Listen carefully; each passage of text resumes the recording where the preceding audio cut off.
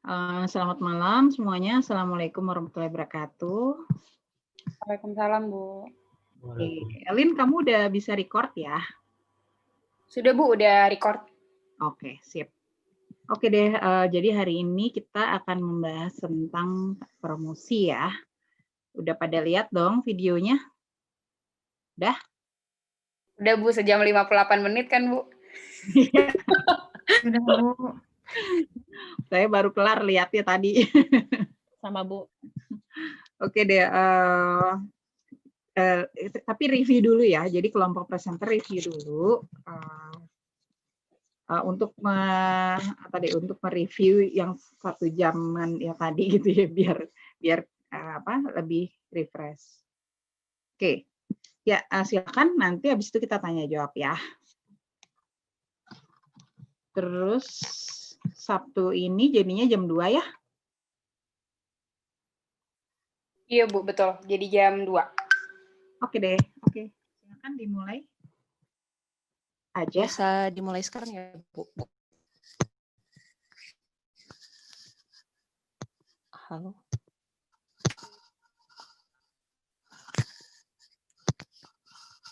Izin share screen ya, Bu.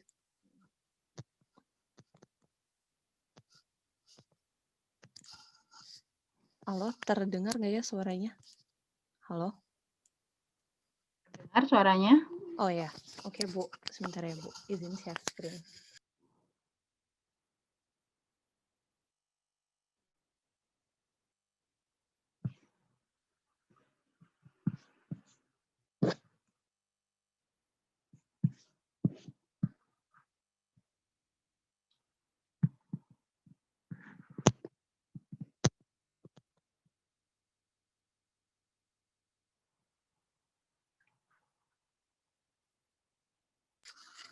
Sudah terlihat ya, Ibu dan teman-teman?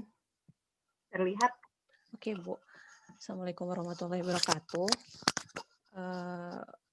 Izin Ibu, saya Siti Namira mewakilkan dari kelompok kami untuk mereview sekilas mengenai the 4P atau bauran pemasaran terakhir, yaitu promotions. Di sini ruang lingkupnya kalau sesuai dari bab 13 kita akan membahas khususnya mengenai advertising dan sales promotion. Di sini kita akan membahas 4 subbab dari communication model sampai dengan sales promotion. Untuk mempersingkat waktu, saya langsung aja mulai, yaitu yang pertama tentang communication model. Nah, seperti yang tadi saya sudah sampaikan bahwa promosi itu adalah elemen terakhir dari bauran pemasaran. Promosi sendiri berarti suatu kegiatan yang dilakukan oleh marketer untuk menginformasikan dan mempengaruhi orang lain atau pihak lain sebagai target konsumen, sehingga pihak tersebut tertarik untuk melakukan transaksi atau melakukan pertukaran produk, barang, atau jasa yang dijualnya atau dipasarkannya. Nah, promotion ini dilakukan dengan melakukan sebuah marketing communication atau komunikasi pemasaran dengan target-target konsumennya. Peran dari marketing communication itu kalau di buku dijelaskan itu ada 4, secara umum itu ada 4. Yang pertama adalah menginformasikan perihal barang dan jasa yang ditawarkan pada konsumen. Yang kedua, mengingatkan konsumen untuk terus menggunakan brand tertentu. Yang ketiga itu marketing communication berperan untuk mempersuade atau mengajak atau meyakinkan konsumen untuk memilih salah satu brand dibandingkan dengan produk yang lain. Yang keempat adalah membangun hubungan dengan konsumennya. Relationship with customer ini sudah banyak dibahas sejak dari bab-bab sebelumnya. Nah, untuk melakukan komunikasi pemasaran yang sukses, para marketing experts itu berpendapat bahwa perusahaan itu perlu mengintegrasikan berbagai bentuk komunikasi untuk merencanakan, mengembangkan, melaksanakan, dan mengevaluasi program komunikasi pemasaran yang terkoordinasi, terukur, dan persuasif dari waktu ke waktu kepada audiens yang ditargetkan sebagai bentuk strategi bisnis perusahaan. Nah, sekarang ini perusahaan itu diminta atau gimana ya, harusnya bisa melakukan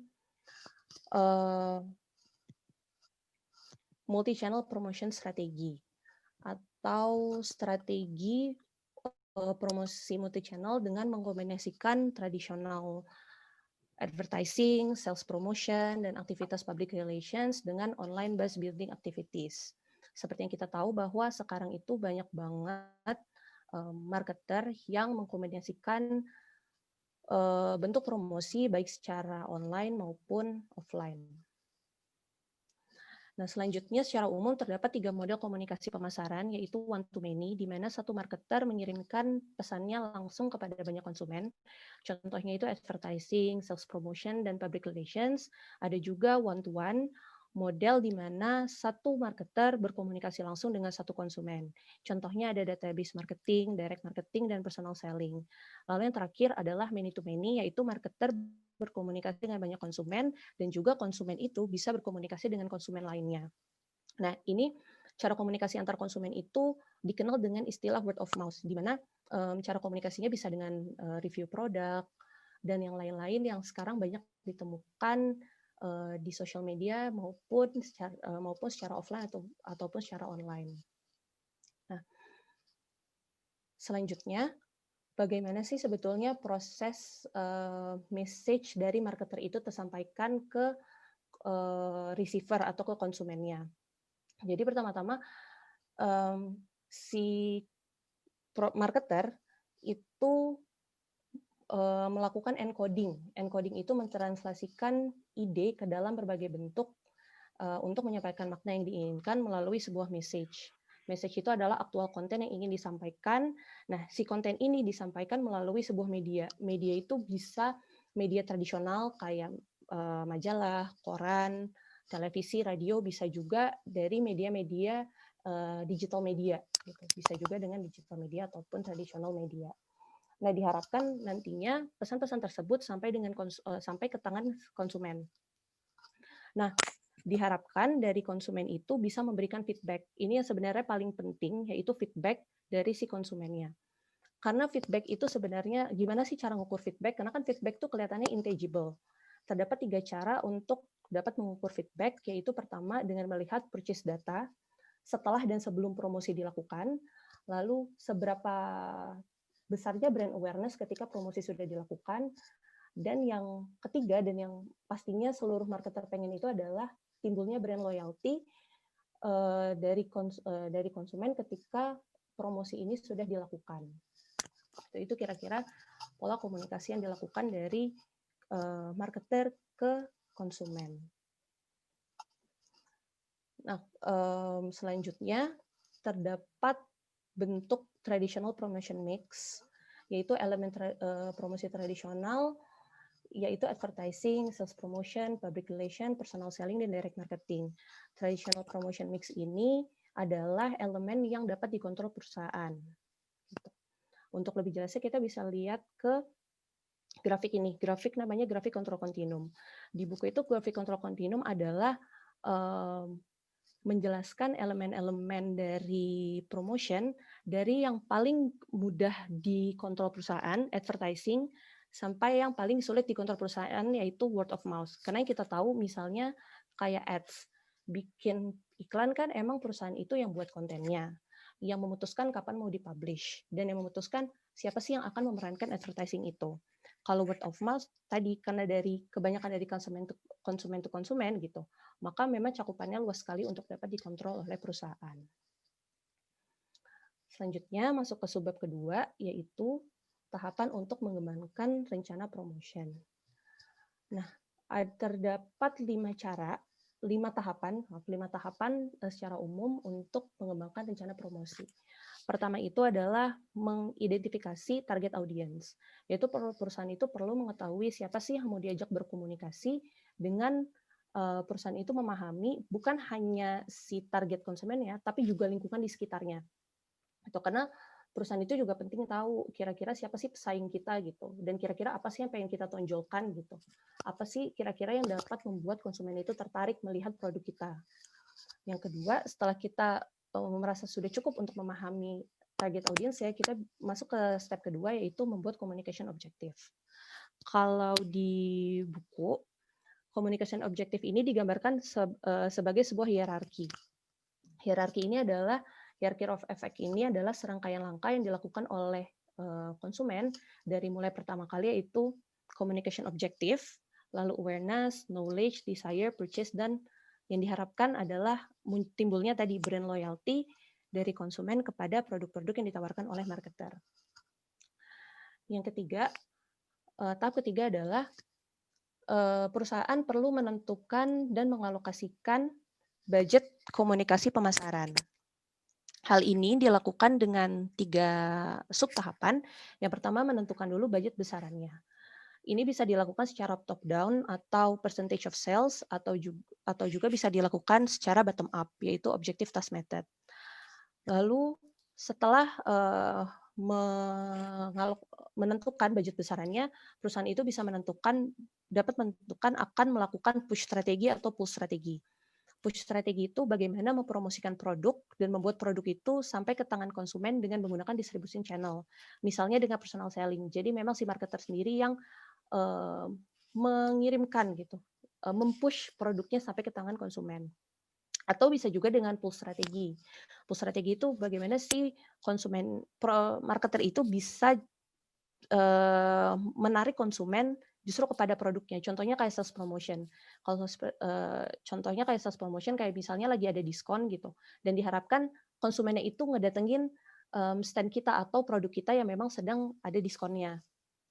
Setelah 2 tahap itu dilakukan, maka yang step ketiga yang dilakukan adalah mengalokasikan kepada spesifik promotion mix.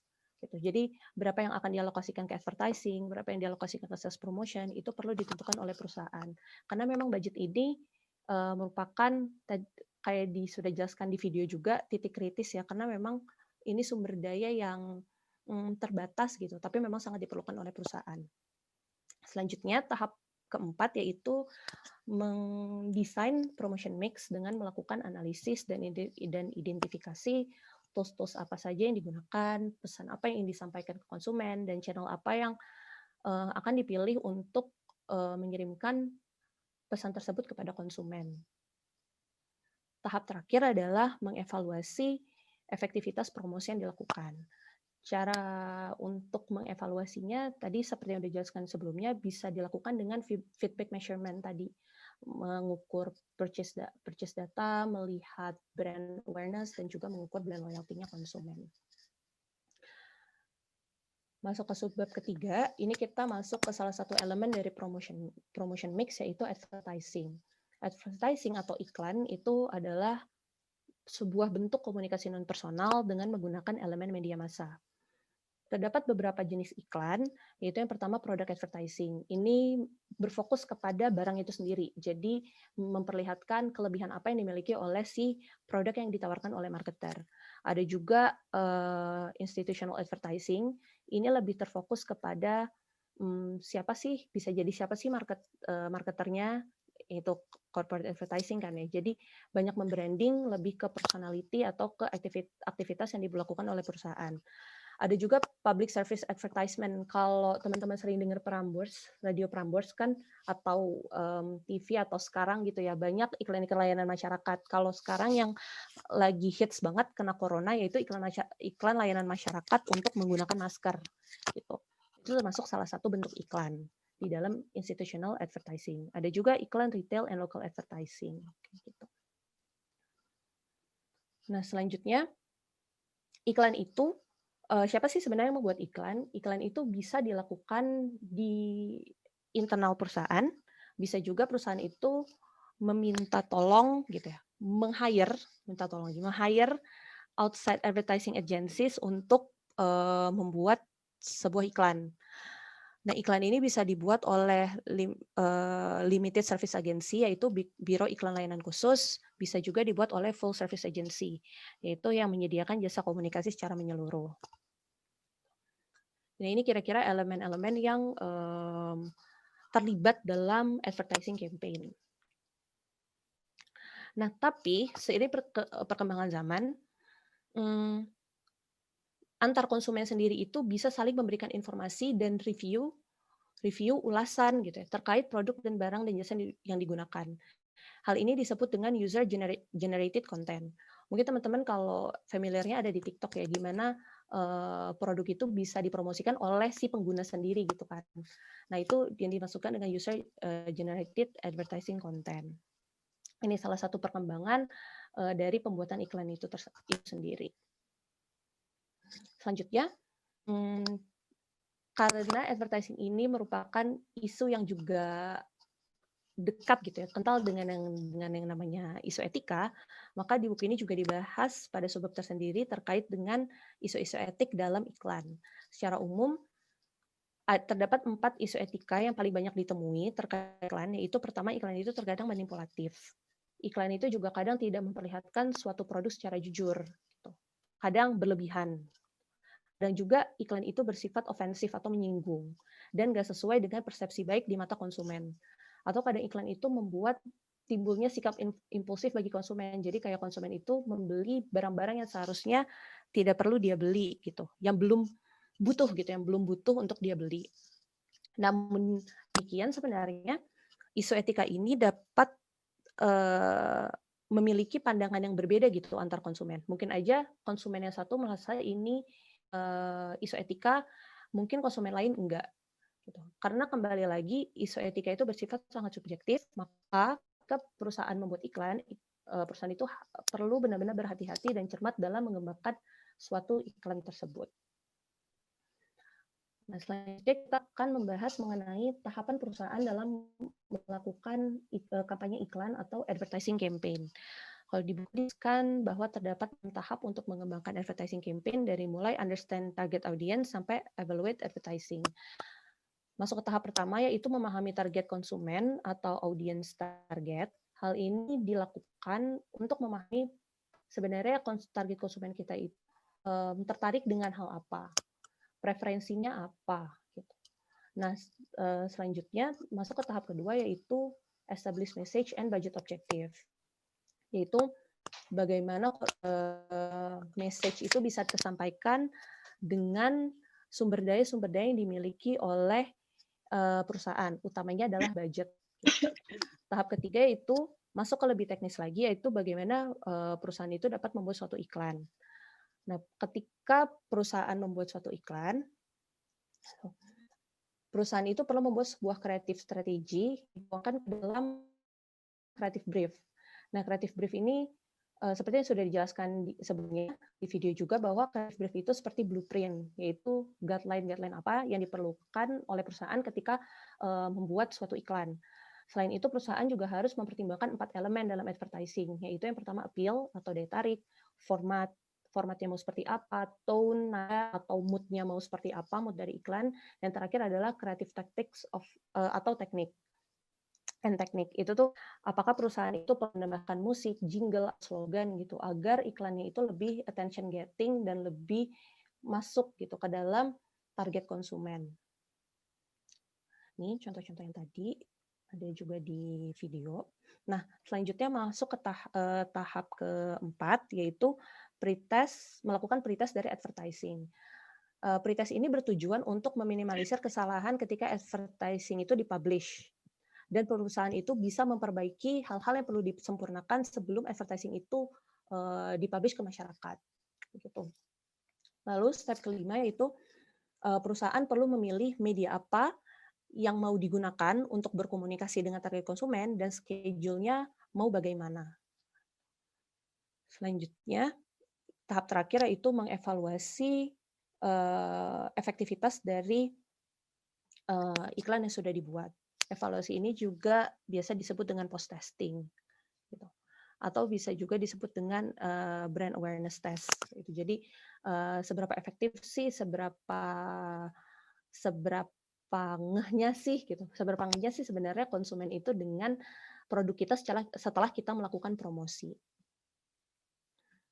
Nah, ini kira-kira selanjutnya adalah kira-kira tipe media-media yang dapat digunakan ketika ingin mempromosikan suatu produk berupa barang atau jasa. Bisa traditional mass media gitu. Ini old school banget ya, memang dari dulu sudah kita tahu, yaitu TV, radio, koran, majalah.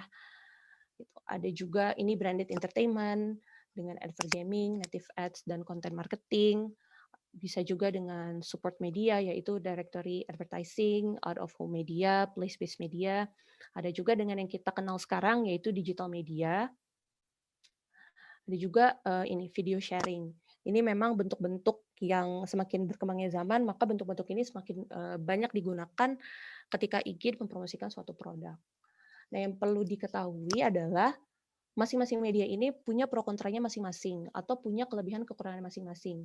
Jadi memang harus disesuaikan kembali dengan kepada siapa kita ingin berbicara, dan kepada siapa kita ingin mengkomunikasikan produk kita, dan tujuan kita apa, serta juga yang nggak kalah penting, budget kita punyanya berapa. Gitu. Budget kita punyanya berapa untuk kita membuat suatu iklan. Nah, ini kira-kira teman-teman bisa baca lagi atau dengar lagi di videonya, sudah dijelaskan satu persatu terkait pro kontra dari masing-masing media. Selanjutnya, perusahaan itu perlu terkait dengan media scheduling, karena tadi ya mungkin dan banyaknya perusahaan yang menggunakan bukan hanya satu media gitu untuk mempromosikan produk, maka penting juga bagi perusahaan untuk membuat sebuah media scheduling. Di sini perusahaan itu merencanakan kapan dan di mana suatu iklan itu akan dilakukan. Masuk ke subbab terakhir, yaitu mengenai sales promotion. Sales promotion ini merupakan sebuah program yang dirancang untuk membangun minat dan mendorong pembelian produk selama jangka waktu tertentu. Nah, sales promotion ini memang bertujuan untuk meningkatkan penjualan suatu merek dengan cepat atau mendorong konsumen untuk mencoba produk baru. Nah, terdapat dua kategori dalam sales promotion, yaitu yang pertama consumer oriented.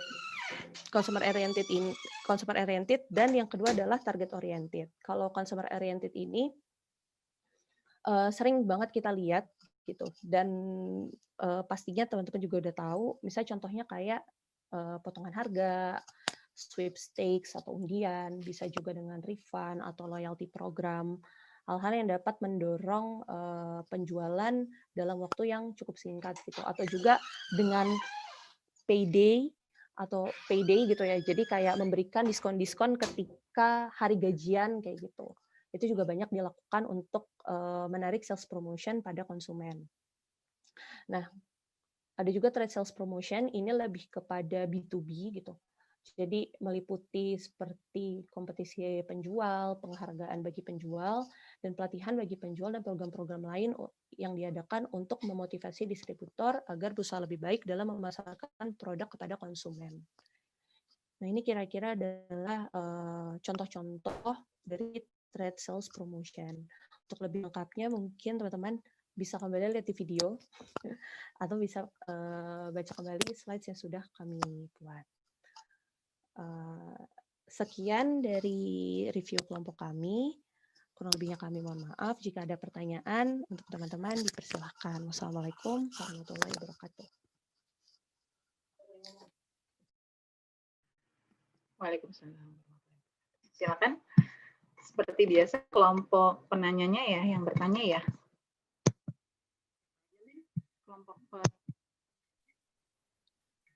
Untuk kelompok penanya hari ini ada Anissa Ramadanti, Bu. Lalu ada Karina Elva Pratiwi, ada Muhammad Rian, Rivanova, sama Taufik Mahendra Jaya. Oke, silakan yang sudah disebutkan namanya tuh sama Elin mengajukan pertanyaan 3 minimal ya.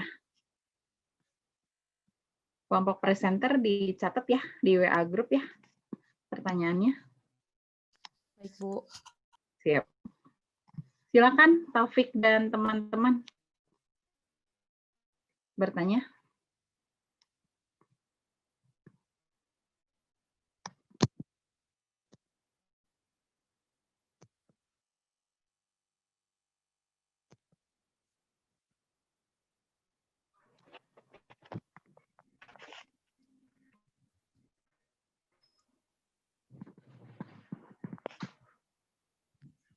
Ibu, saya mau nanya.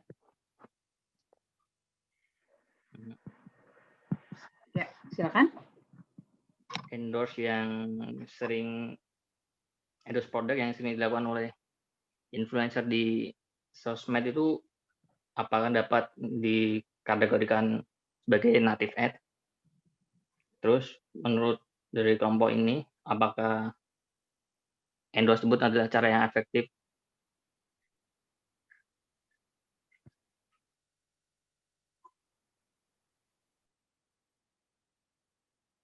Gimana? Nah, ditangkap pertanyaannya? Iya, Bu. Iya, Bu. Oke.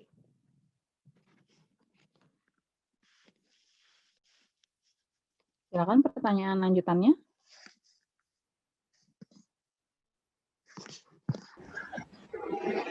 Izin bertanya, Bu. Ya, silakan. Ya, saya tertarik dengan materi yang promotion mix. Jadi kan belakangan ini kan banyak banget tren yang di channel-channel YouTube tuh kayak mereview dan mengunboxing suatu produk. Nah, ini kan sebenarnya bagus ya bagi calon customer. Jadi sebelum mereka membeli suatu produk yang mereka inginkan, mereka bisa mendapatkan informasi dengan dari review-review dan unboxing dari channel YouTube itu. Nah, yang mau saya tanyakan, menurut kelompok presenter, apakah hal ini itu termasuk dalam marketing promotion yang dilakukan perusahaan? Dan kalau memang iya, jenis promotion mix seperti apa? Terima kasih.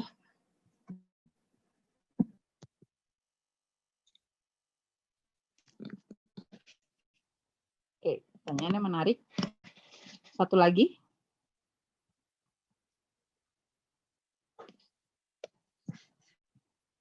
Siapa lagi yang belum nanya? Siapa aja lagi, Lin, tadi, Lin? Ada Karina, Bu. Hmm. Terus juga ada Taufik sama Anissa. Karina, Taufik, Anissa, silakan. Satu lagi. Ya, mungkin saya mau izin bertanya, teman-teman presenter. Ya. Tadi kan teman-teman presenter sudah menjelaskan terkait execution format dan tonality. Nah, yang mau saya tanyakan itu sebenarnya kayak gini. Kalau dengan mempertimbangkan karakteristik dari masyarakat Indonesia secara general gitu ya, kira-kira kalau misalnya menurut kelompok presenter, execution format dan tonality seperti apa yang paling efektif untuk menarik pasar untuk membeli produk dari perusahaan gitu lewat advertisement itu.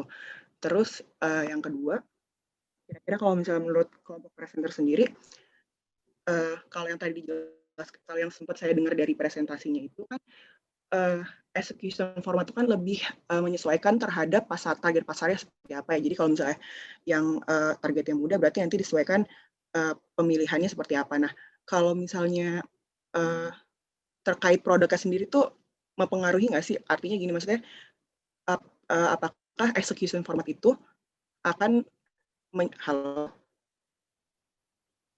Kedengeran kok? Masih? Kedengeran ya? Ya, apakah execution format dan tonality itu menyesuaikan dari produk yang mau dipasarkan oleh perusahaan itu sendiri? Ataukah memang itu pure kayak kreativitas dari tim advertisement-nya aja gitu, mau bikin konten yang seperti apa? Kayak gitu sih mungkin pertanyaannya. Terima kasih.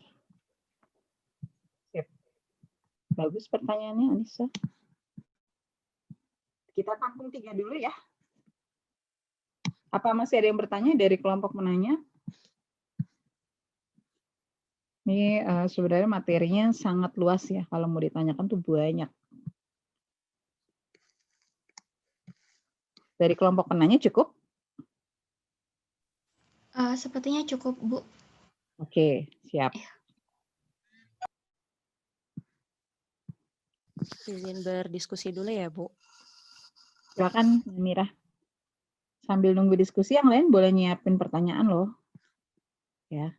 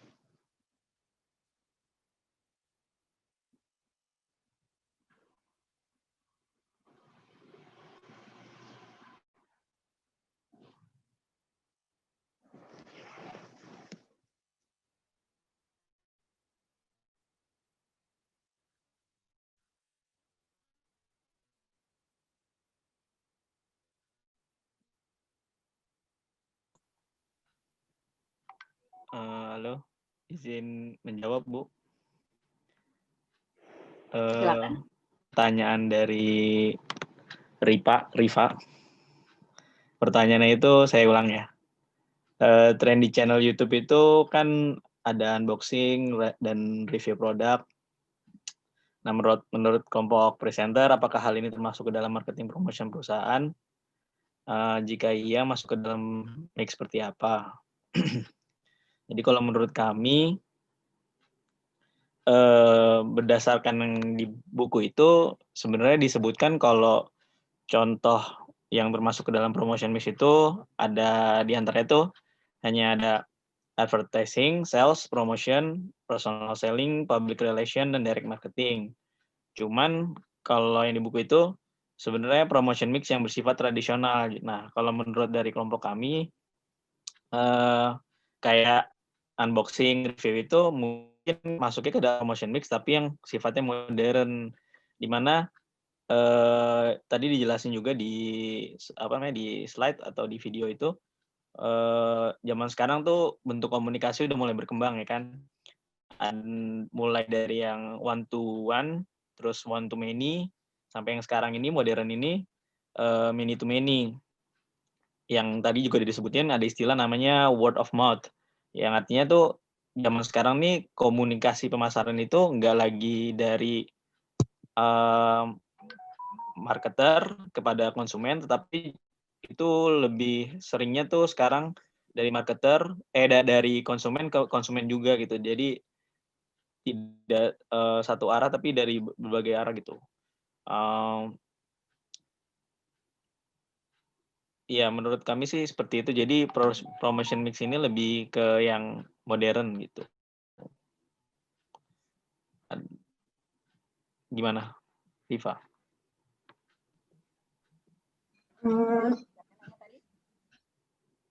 Ya, tadi kan disebutin modern, tradisional ya, yang di slide. Sebenarnya kelebihan dan kekurangannya dibanding tradisional mix tuh apa sih? Kalau dibandingin yang ini, yang modern ini? Jadi kalau menurut kelompok kami sih kayaknya kalau yang modern ini dari kekurangannya dulu ya.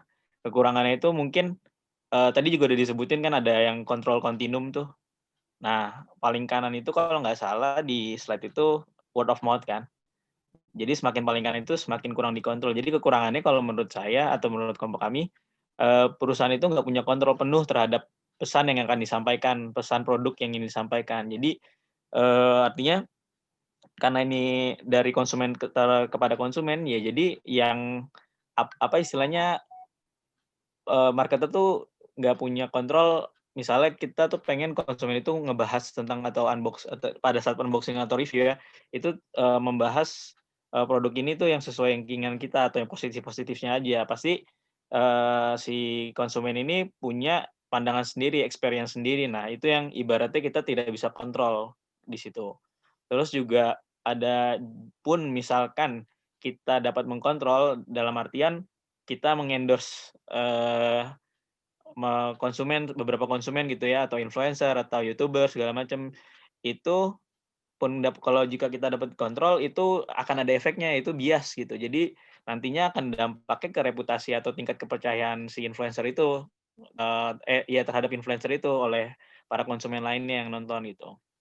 Terus juga biaya dari influencer atau buzzer lah atau apapun sebutannya itu jarang sekali kecil ya biayanya, karena ya follower yang banyak atau ribuan itu dihargai sangat mahal pastinya. Terus kalau dari kelebihannya menurut kami sih mungkin kalau perusahaan tepat sasaran dalam memilih influencer-nya, jadi artinya perusahaan ini kayaknya kalau misalnya memilih buzzer atau influencer atau apapun sebutannya itu nggak bisa sembarangan gitu, tergantung dari produknya. Contoh misalnya kalau produk gadget menurut saya sih itu harus benar-benar memilih buzzer atau influencer itu yang emang ahli di bidang gadget itu misalnya. Jadi nggak hanya sembarangan artis yang ibaratnya punya follower banyak yang bisa nge-review gadget tersebut gitu. Karena pastinya kalau misalnya cuma sekedar follower banyak, tapi artis itu tidak menampakkan apa sih namanya, keahlian atau pengetahuan terhadap gadget, pasti ya konsumen lain tidak akan percaya gitu.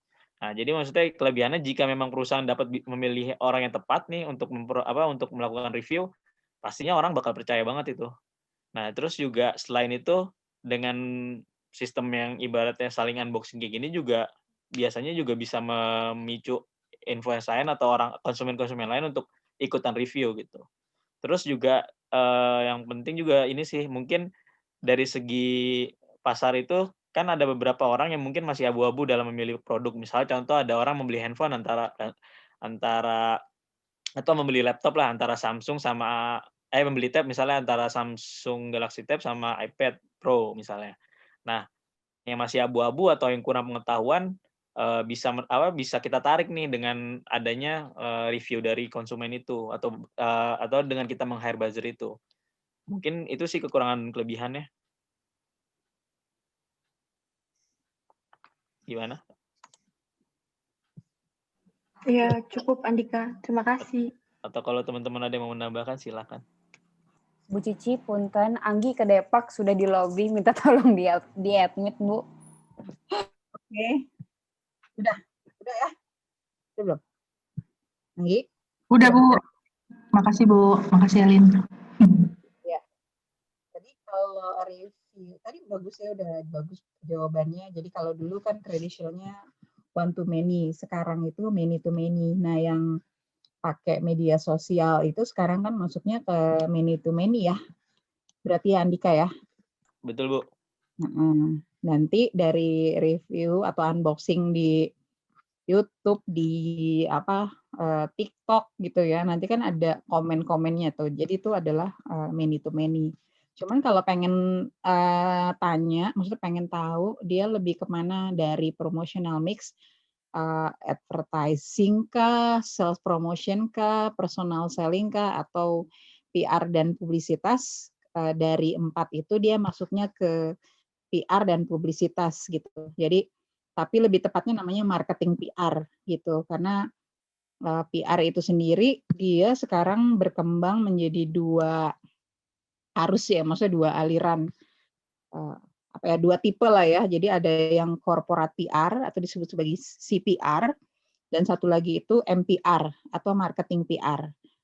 Nah, kayak gitu. Jadi, marketing PR ini itu goals-nya sebenarnya kayak advertising ya. Jadi dia tuh mau membuat awareness, positive brand attitude gitu ya. Goals-nya sama. Cuman kalau advertising biasanya tadi yang Andika bilang dia tuh one to many gitu. Jadi kita yang ngomong kepada publik. Tapi kalau MPR itu bedanya dengan iklan advertising adalah dia menggunakan konektor gitu, atau menggunakan konektor dalam hal ini bisa endorser, bisa konektor. Kalau di konektor itu dia bisa nggak hanya celebrity endorser ya, tapi siapapun yang gitu yang bisa mengkoneksikan kita dengan publik gitu ya. Jadi ya bisa selebgram, bisa orang biasa aja gitu ya. Yang penting dia tuh ngomongin produk kita. Nah, enaknya kalau yang many to many atau marketing PR itu karena dia berasal dari konektor yang relevan kepada si audiens ya. Dia tuh lebih reliable biasanya dan lebih dipercaya informasinya kayak gitu. Ya, jadi dia sih maksudnya MPR. Nah, MPR ini, marketing PR ini sebenarnya bisa dilakukan secara organik atau bisa tadi ya dibuat MPR plan-nya gitu atau MPR campaigns-nya gitu. Kalau misalkan kita gitu ya membayar ya, tadi misalkan konektor selebgram atau siapapun untuk membuat unboxing gitu ya, maka sebenarnya kita sudah membuat yang namanya MPR plan. Nah, MPR atau publisitas, MPR biasanya nggak bisa dipisahkan sama publisitas ya. Jadi MPR, marketing PR and publicity itu dia memang punya tujuan 2, yaitu word of mouth sama media mention gitu. Ya, jadi supaya tadi brand kita itu tersebar dari mulut ke mulut ya, atau kalau dia happening banget gitu kontennya, itu bisa jadi si media massa malah meliput gitu. Nah, itu bagus banget buat publisitas gitu. Cuman bedanya kalau marketing PR sama publisitas, itu tadi kelemahannya itu kadang dia tidak bisa dikontrol gitu ya.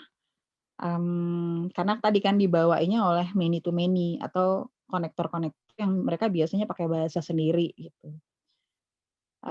Kalau salah-salah gitu ya, itu bisa bukannya bikin positif publicity, malah bisa jadi negatif publicity gitu. Itu kelemahan dari marketing PR dan publisitas. Karena itu tadi, kalau yang one to many kan kalau advertising kita bisa kontrol penuh gitu sih. Gimana tadi yang nanya? Dita ya? Nanya Dita. Riva, Bu. Oke, gimana Adit? Sudah, Bu. Terima kasih, Bu. Reply ya? Oke. Ya, Bu. Oke, silakan. Izin Bu Cici dan teman-teman mencoba menjawab pertanyaan berikutnya dari Rian. Pertanyaannya itu sendiri, endorse yang dilakukan di sosmed itu apakah termasuk native advertising atau bukan? Dan lalu apakah cara seperti itu efektif? Kita lihat lagi gitu ya, pengertian dari native advertising itu kan jadi kayak si pengiklan itu melakukan mimik, jadi seolah-olah apa yang diiklankan itu menyesuaikan dengan website atau kontennya. Kalau misalkan websitenya itu berisi artikel, berarti si promosinya berupa artikel seperti itu. Kalau misalkan contoh untuk yang di Instagram mungkinnya lebih kebanyakan, kalau misalkan public figure itu kan lebih banyaknya ditemukan di Instagram gitu. Kalau menurut pendapat saya itu bisa dikategorikan sebagai native advertising. Soalnya kan contohnya gini deh, kalau misalkan di Instagram kan feed foto atau video gitu.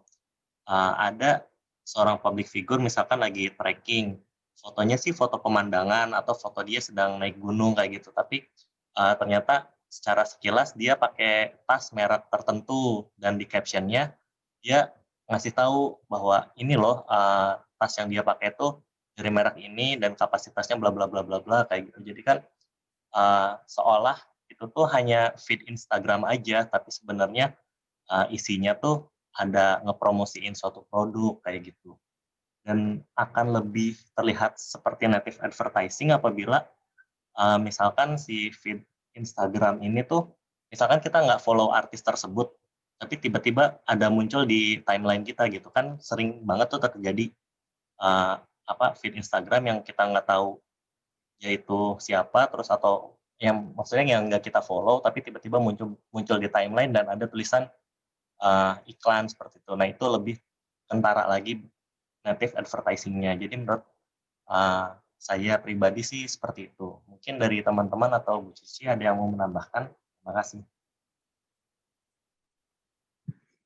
Oke, kita tanya dulu. Sudah puaskah? Siapa tadi yang nanya namanya? Saya, Bu. Rian. Ya. Gimana Rian? Berarti nggak termasuk itu ya, sponsor konten gitu. Kalau endorse dari influencer gitu. Gimana Rian? Sorry. Rian nggak jelas suaranya. Gimana Yan?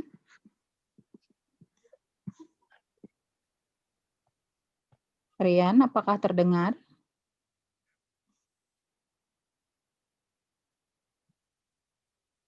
Tadi Rian nanya apa sih? Apakah termasuk apa tadi? Konten? Apa tadi? Kayaknya Rian keluar deh, Bu, ini. Sinyalnya, Bu. Kalau tadi kalau nggak salah pertanyaannya Rian, kalau yang di feed itu yang pakai endorser itu bukannya masuk ke dalam sponsored konten gitu, Bu. Itu kata-kata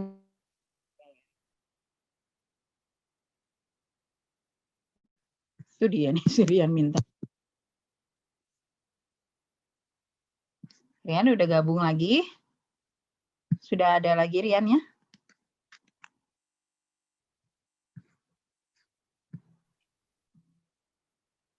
Ya, udah gabung lagi Rian? Udah kedengaran? Ya, udah. Tadi pertanyaan diulangin lagi, boleh nggak? Jadi kalau endorse ke influencer itu nggak termasuk sponsor konten ya? Oh, oke. Ya benar tadi yang si Elin bilang. Termasuk sponsor konten nggak, Nudi?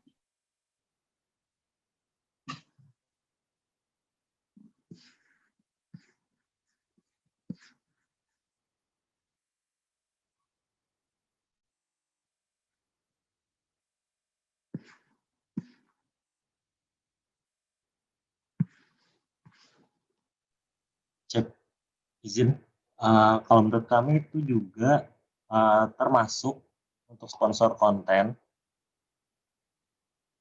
Tapi mungkin kalau sponsor konten lebih variatif mungkin ya untuk bentuk iklannya seperti itu. Kalau di native advertising ini dia lebih menyesuaikan dengan platform penyedianya gitu.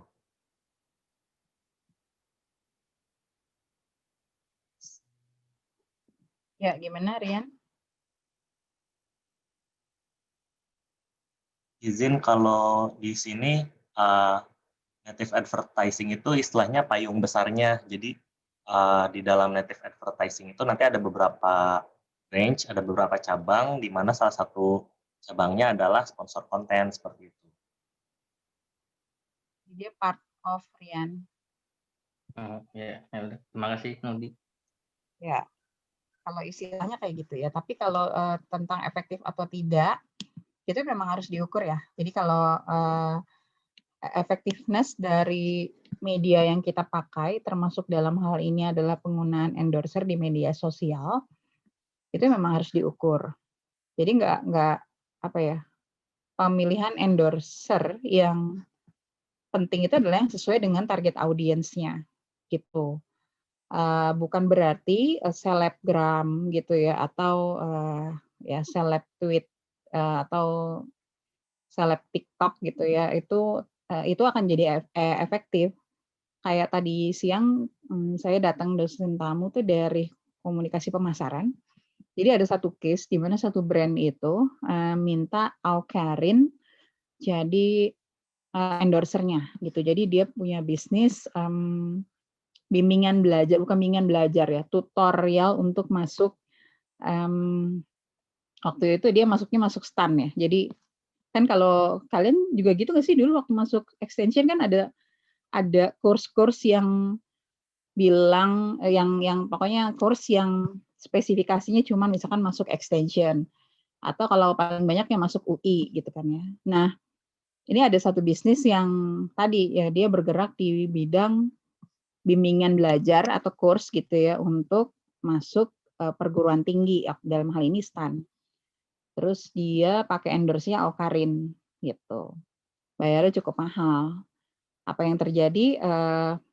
Followernya sih meningkat banyak ya, tapi ternyata nggak ada yang beli gitu. Maksudnya nggak ada yang melakukan pembelian untuk jasa itu gitu. Jadi efektif atau tidaknya tergantung sama goals yang dituju. Kalau misalkan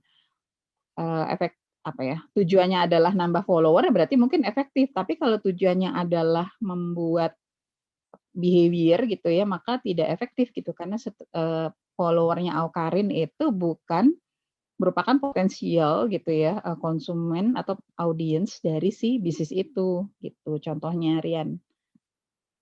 Itu contohnya tadi siang biar bisa saya recall. Gimana? Ya, terima kasih Bu. Iya. Jadi apa-apa misalkan mau pakai Aukarin Aukarinnya belum tentu efektif ya gitu, belum tentu jadi laku dagangannya gitu. Oke. Next, pertanyaan berikutnya. Ya, izin menjawab, Bu. Ya, boleh. Silakan, Namira. Ya, tadi kan pertanyaannya Anissa, kalau mempertimbangkan karakteristik masyarakat Indonesia secara general, execution format apa yang paling efektif untuk menarik konsumen. Itu ya, yang pertanyaan pertama. Jadi kalau misalnya kita ngomongin execution format, atau kita mau ngomongin tone, atau kita mau ngomongin appeal, atau apa ya, satu lagi, kreatif taktis dan teknologi, memang kalau menurut kelompok kami harus disesuaikan kembali pada segmen apa targetnya.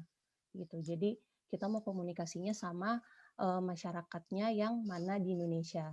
Tapi kalau secara umum, sekarang itu bukan hanya di Indonesia sih, tapi kayaknya di seluruh dunia, enggak juga sih ya Bu. Pokoknya di Indonesia dulu deh, itu kan memang kita itu sekarang tertarik dengan hal-hal yang real gitu. Yang pokoknya sampai ada tagline no pick hoax gitu kan. Jadi mungkin untuk saat ini, kalau perusahaan itu bisa mengeksekusi dengan testimonial gitu, dengan testimoni yang real gitu, itu akan lebih appealing di mata konsumennya. Tapi kembali lagi gitu, memang harus disesuaikan kembali dengan di Indonesia itu mau segmen seperti apa gitu. Nah, sebetulnya kalau misalnya ngomongin execution format yang paling efektif, karena tadi kembali lagi ada pro kontranya masing-masing gitu, dan tidak ada satu execution format yang paling efektif gitu. Perusahaan itu juga bisa mengkombinasikan execution formatnya kayak gitu. Misalnya misalnya produk Coca-Cola gitu. Coca-Cola itu dia testimoni orang terkait produk Coca-Cola itu seger gitu, seger, enak, pokoknya minumannya anak muda. Itu juga disesuaikan ketika dia ingin disesuaikan dengan execution format lifestyle, karena biasanya Coca-Cola itu memperlihatkan modelnya biasanya anak muda atau seperti apa gitu kan. Nah itu juga execution format itu bisa disesuaikan, bisa dikombinasikan satu dengan yang lainnya. Nah, untuk dengan pertanyaan nomor 2, execution format itu lebih menyesuaikan dengan pasarnya atau ke produknya itu sendiri. Kalau di buku itu memang lebih ke produknya gitu. Jadi produknya kita apa, misalnya contohnya execution format yang demonstrasi. Itu mendemonstrasikan kan di sini sabun cuci piring. Karena kalau sabun cuci piring kan nggak mungkin eksekusinya dengan slice of life gitu ya.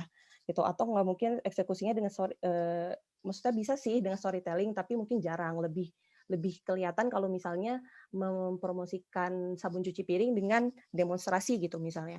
Cuman ada juga bentuk execution format itu menyesuaikan dengan pasarnya.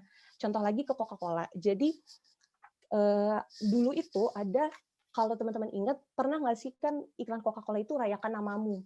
Nah itu tuh kan execution formatnya rayakan namamu itu kan kita itu jadi nama kita bisa cetak gitu di dalam can-nya Coca-Cola gitu. Itu kan tidak benar-benar rayakan namamu itu kan jauh banget gitu dari produk Coca-Cola yang minuman. Nah, tapi itu salah satu bentuk execution format juga, di mana Coca-Cola itu ingin lagi mengampanyekan program anti-bullying gitu. Nah, jadi memang sebenarnya tergantung lagi perusahaannya itu ingin bertujuan untuk mengkomunikasikan message seperti apa, dan juga segmennya ingin penyasar segmen seperti apa. Kayak gitu sih kira-kira. Anissa, ada yang mau ditambahkan dari teman-teman? Mungkin, dan Bu Cici. Terima kasih.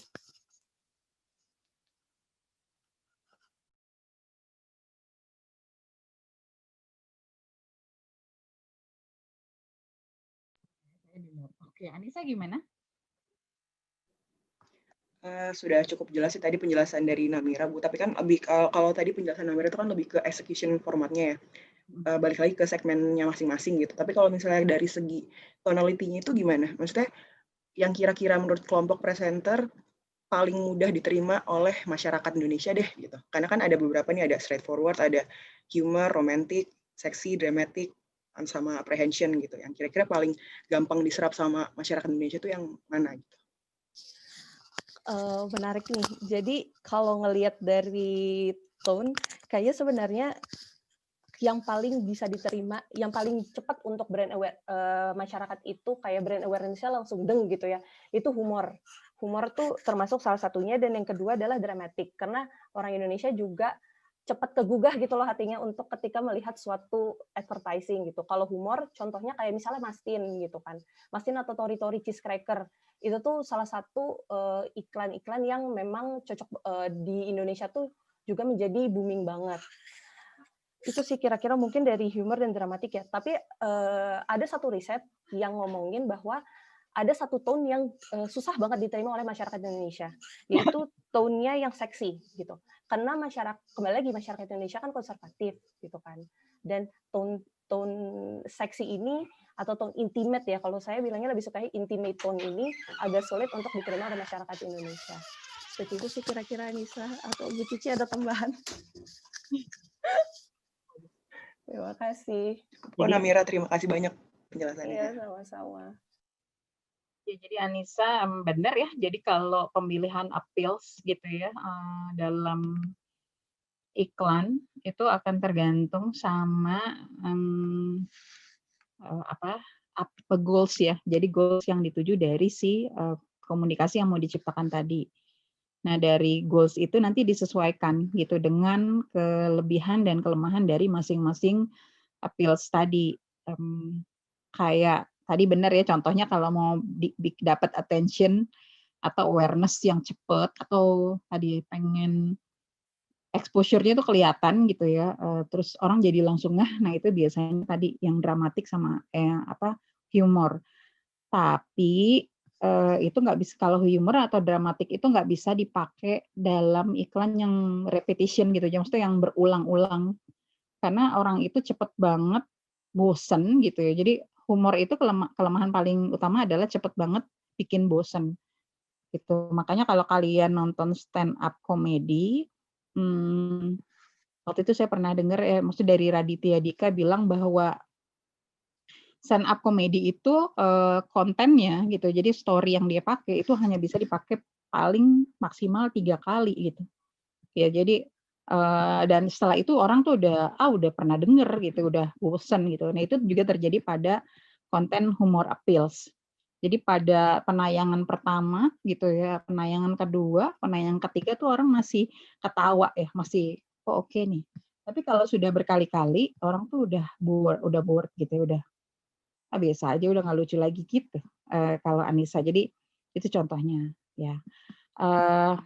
Tapi ya itu tadi, kalau misalkan emang pengen getting attention pertama kali berarti bisa efektif gitu ya. Tapi kita harus tahu kelemahannya. Terus kalau yang tadi yang dibilang ya seks apa ya, bukan seksi. Tadi yang apa tadi kamu bilang? Intimate Bu, Intimate. Sensual Bu, bingung saya juga ngomongnya. Pas lagi presentasi juga bingung Bu. Saya pernah itu bikin eksperimen skripsi ya tentang offensive advertising gitu. Jadi salah satu bentuk dalam offensive advertising adalah yang appeals-nya intimate ya, gitu. Jadi itu ofensif buat perempuan terutama ya. Jadi karena dan pada beberapa audiens itu jadi ofensif sih, karena menurut mereka itu melanggar norma atau terlalu sensitif atau terlalu intim tadi ya. Itu ada, dia bikin eksperimen, dia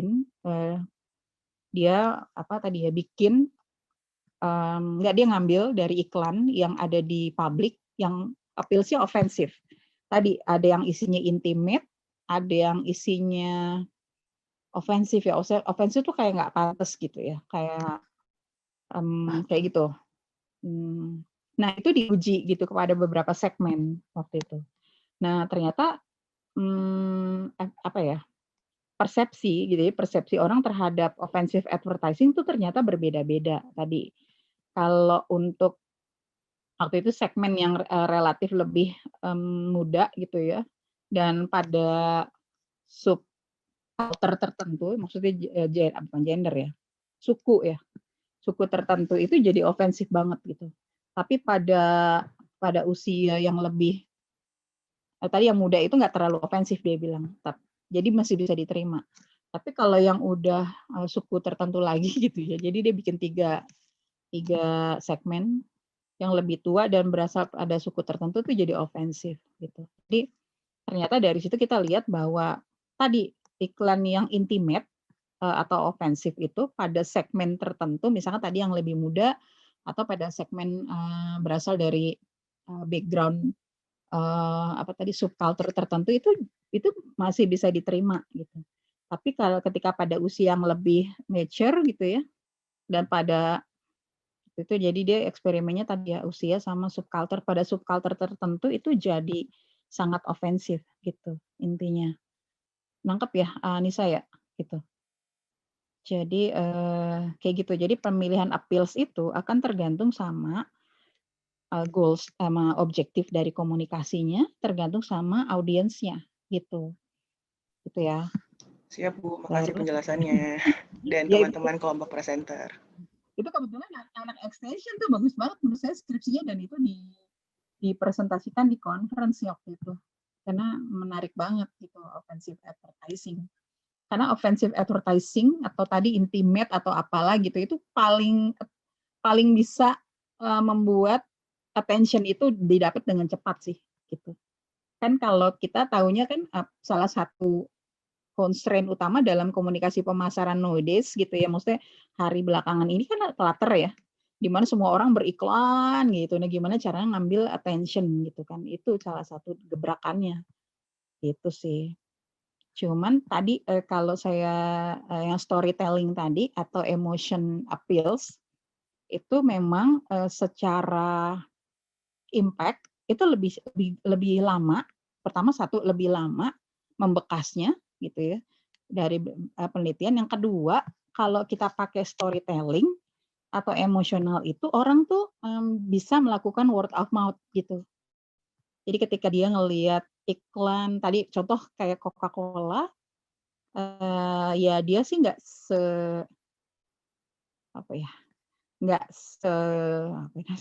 setulus itu maksudnya bikin iklan itu ya, dia intinya pengen orang beli Coca-Colanya, cuman dia pakai appeals-nya tadi yang storytelling atau emosional tadi, sehingga orang itu akhirnya melakukan word of mouth kepada orang lain gitu, nyeritain loh ini iklannya Aqua keren banget gitu ya, ini bikin gue sedih gitu kan.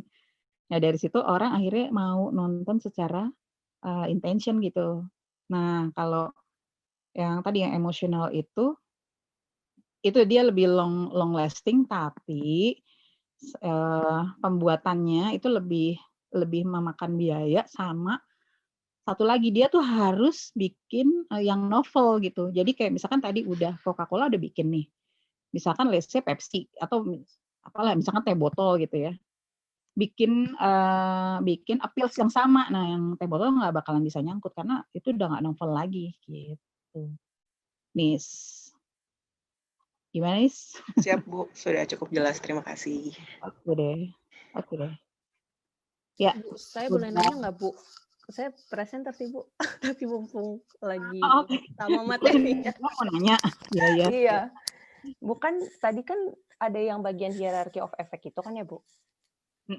Terus kan itu dari mulai communication objective itu sampai ke loyalty. Nah berarti sebenarnya nggak semua iklan dong Bu bisa masuk tone-nya ke, misalnya kayak humor itu dia bisa sampai knowledge. Biasanya kan humor nggak bisa tuh nyampe situ Bu, nggak bisa ngasih knowledge atas produk gitu. Iya. Jadi kayak berarti masing-masing step-nya itu tuh hanya beberapa execution format atau hanya beberapa appeal yang bisa masuk gitu Bu ke situ, atau gimana ya Bu? Iya, jadi yang tadi kita harus paham bahwa masing-masing appeals itu punya kelebihan dan punya kelemahan ya. Dan dari kelebihan dan kelemahan itu kita cocokkan sama objektif dari komunikasinya. Intinya gitu. Apakah kita boleh menggunakan variasi appeals? Sebenarnya boleh-boleh aja gitu kan ya. Misalkan gini. Apa ya?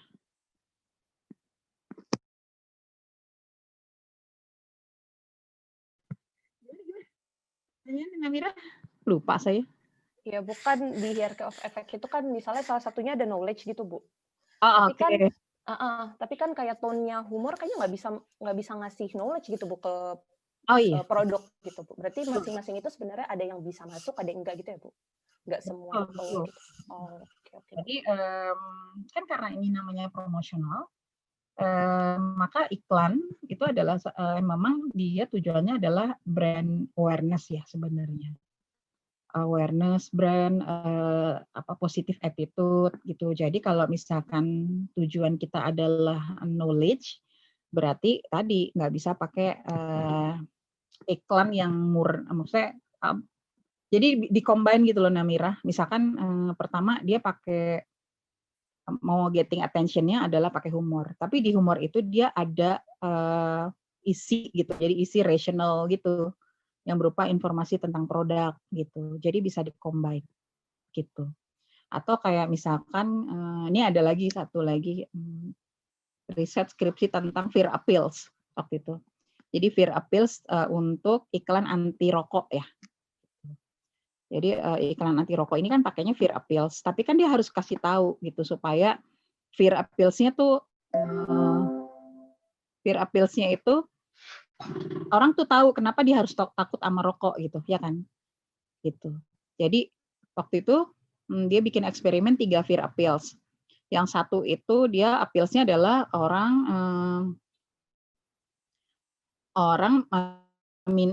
ngisep rokok terus ada di peti mati meninggal gitu kan ya, itu appeals-nya tinggi. Terus ada orang yang ngisep rokok paru-parunya rusak gitu, jadi digambar gitu ya. Terus ada satu lagi dia bikin eksperimen, satu lagi iklan itu jadi sesak napas gitu ya, jadi appeals-nya rendah, sedang, tinggi gitu. Terus dia tuh bikin eksperimen, ternyata hasilnya yang justru membuat orang itu punya intention untuk berhenti merokok, ternyata yang appeals-nya medium gitu. Jadi itu tadi, karena yang medium itu ngejelasin gitu kenapa dia kalau ngerokok itu jadi rusak gitu paru-parunya. Terus jadi kalau ibu hamil itu anaknya bisa cacat gitu. Jadi kalau itu kan berarti appeals-nya, fear-nya ditambah dengan informasi gitu tentang how-nya gitu. Sedangkan yang satu lagi yang pakai peti mati itu jadi nggak jelas gitu. Kenapa orang merokok terus tahu meninggal gitu. Kayak gitu. Ngerti kan ya? Gitu. Bu. Ya, Bu. Jadi Paham, Bu. maksud saya rokok membunuhmu gitu kan ya. Itu fear appeals-nya udah tingkat tinggi ya nggak sih gitu. Iya. Apakah Iya, itu Bu. akan membuat orang berhenti merokok? Ya karena nggak dijelasin. Jadi karena nggak dijelasin kenapa rokok bisa membunuh, orang jadi nyantai aja gitu. Oh ya. Ya. Oke, Bu. Kalau makanya yang sebenarnya iklan anti rokok yang dulu tuh yang membuat impoten gitu ya, membuat janin bisa gugur gitu kan ya, itu sebenarnya memang lebih efektif gitu, karena di situ ada selain ada fear appeal, di situ ada informasi gitu, yang tujuannya sebenarnya adalah membuat knowledge itu tercipta. Selain ketakutan itu ada ya secara emosional. Itu Namira. Jadi bisa di-combine loh. Oke, Bu. Oh ya, Bu. Terima kasih, Bu. Basic. Ada lagi mau tanya dari kelompok penanya? Ada? Nggak ada. Oh, ada di chat. Oke. Di chat. Bisa dibaca mungkin sama presenter, kelompok presenter? Bisa, Bu. Dibacain dulu ya, Bu. Boleh dibacain biar yang lain denger ya. Beberapa bulan yang lalu timbul kontroversi terkait paid advertisement di kanal YouTuber Korea yang beberapa YouTubernya tidak menjelaskan bahwa produk yang mereka pakai di dalam kontennya adalah paid promote. Dan beberapa hanya menaruh informasi dalam kotak deskripsi tanpa menyebutkannya dalam video. Warganet Korea Selatan merasa hal tersebut adalah sebuah penipuan dan tidak etis sampai-sampai beberapa YouTuber tersebut harus mengunggah permintaan maaf kepada penontonnya dan menerima kritikan dan image yang buruk. Bagaimana tanggapan kelompok saya sendiri terkait kontroversi ini? Karena sejujurnya saya kurang paham di mana masalahnya dan bagaimana konsumen bisa membedakannya dengan user generated content. Karena menurut saya hal ini juga susah dibedakan dengan UGC yang sebelumnya dijelaskan di dalam presentasi. Terima kasih. Itu. Izin diskusi dulu ya, Bu. Ya. Mau nanya lagi boleh nggak, Bu? Baru mau nanya sih, belum lagi. Boleh, masih tersedia 2 slot. Sebenarnya sebentar mau nambahin ini Bu, yang buat Rian. Tadi kayaknya mungkin kalau misalnya masih agak ngawang nih. Tadi kan Rian sempat nanya juga apakah endorser itu efektif. Nah, untuk mengetahui aktif atau bukan efektivitas dari endorsement itu sebenarnya dari brand bisa menghitung tingkat engagement influencer atau endorser. Ada web-web tertentu yang memang kita bisa gunakan untuk mengetahui engagement mereka seperti apa gitu. Soalnya ada banyak gitu selebgram atau mungkin agensi-agensi yang udah pernah pakai selebgram atau endorser dan ternyata kurang membuahkan hasil karena mereka tidak ngecek dulu nih engagement-nya seperti apa. Kayak gitu. Terus yang tadi Sirian juga sempat nanya soal sponsor konten, ini sebenarnya agak ada hubungannya sama pertanyaannya Tito barusan. Mungkin nanti teman-teman presenter bisa nambahin. Kalau sponsor konten itu biasanya tergantung pada kebijakan yang ada di negara tersebut. Kalau yang di Korea Selatan itu memang dari pemerintah sudah mengharuskan kalau konten promo itu harus dituliskan sponsor konten.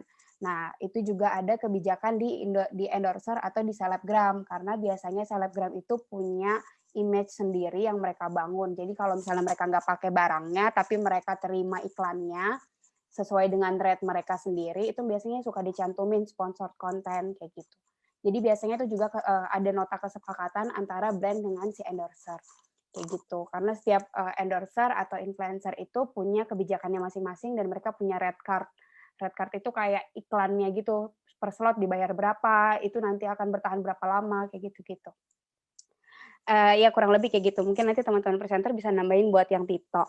Nah, kalau pertanyaan saya, sekarang nih kan lagi ada fenomena YouTube Premium gitu kan. Jadi ada fenomena aplikasi-aplikasi yang memungkinkan penggunanya justru melewatkan iklan, dan itu adalah salah satu bentuk promosi yang menurut saya agak lucu sih. Maksudnya ketika brand lain membayar untuk promo di suatu aplikasi, kita justru ditawari oleh ditawari oleh platform iklan itu untuk memblok iklan dengan cara membayar membership gitu.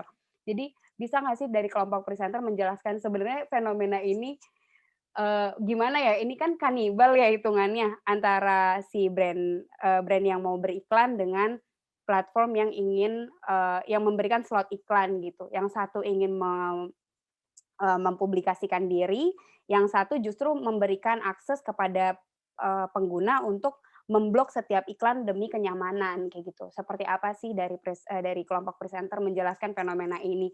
Dan kalau kita sebagai pengguna, sebagai konsumen, jangan sebagai konsumen, kita sebagai marketers sebaiknya bagaimana ya menyikapi hal ini, baik dari segi brand maupun dari segi platform seperti itu. Terima kasih.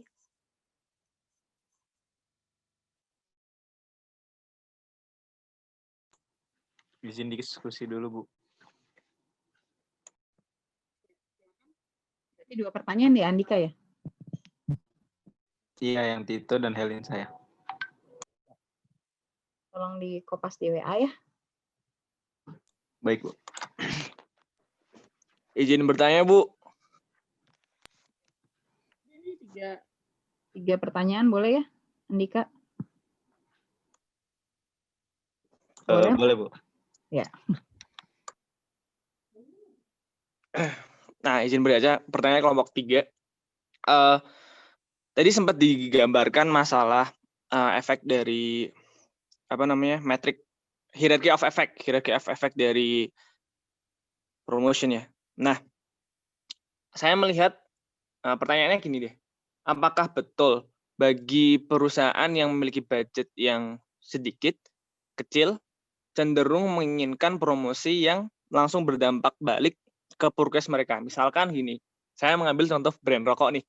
Ketika brand rokok yang baru, yang dia masih kecil-kecil, dia banyak menggunakan ini salesperson misalkan ketika kita jalan-jalan ke Malioboro atau kemana, dia yang jalan-jalan tuh yang nawarin, Mas, maaf Mas, ngerokok nggak gitu kan? Terus dia nawarin produknya segala macam. Nah, berarti kan dia memiliki harapan untuk promosi yang dia lakukan segera mendapatkan segera membawa dampak forecast. Nah, apakah perusahaan-perusahaan kecil cenderung memiliki harapan atas promosinya itu berupa pembelian secara langsung? Karena kalau kita lihat misalkan kayak brand-brand rokok yang besar, dia malah cenderung mempertahankan eksistensinya, kayak misalkan sponsor di event-event musik yang gede. Mungkin kalau di kalkulasi penjualan rokoknya nggak terlalu besar di event tersebut, malah lebih ke awareness atau eksistensi dari brand tersebut dalam mensupport skena mereka. Nah, apakah betul ketika yang tinggi pula, yang biayanya makin tinggi pula, itu cenderung ibarat kata membentuk lebih membentuk eksistensi mereka, kayak gitu aja sih. Terima kasih. Oke, terima kasih. 3 dulu aja ya. Silakan Andika dan kawan-kawan.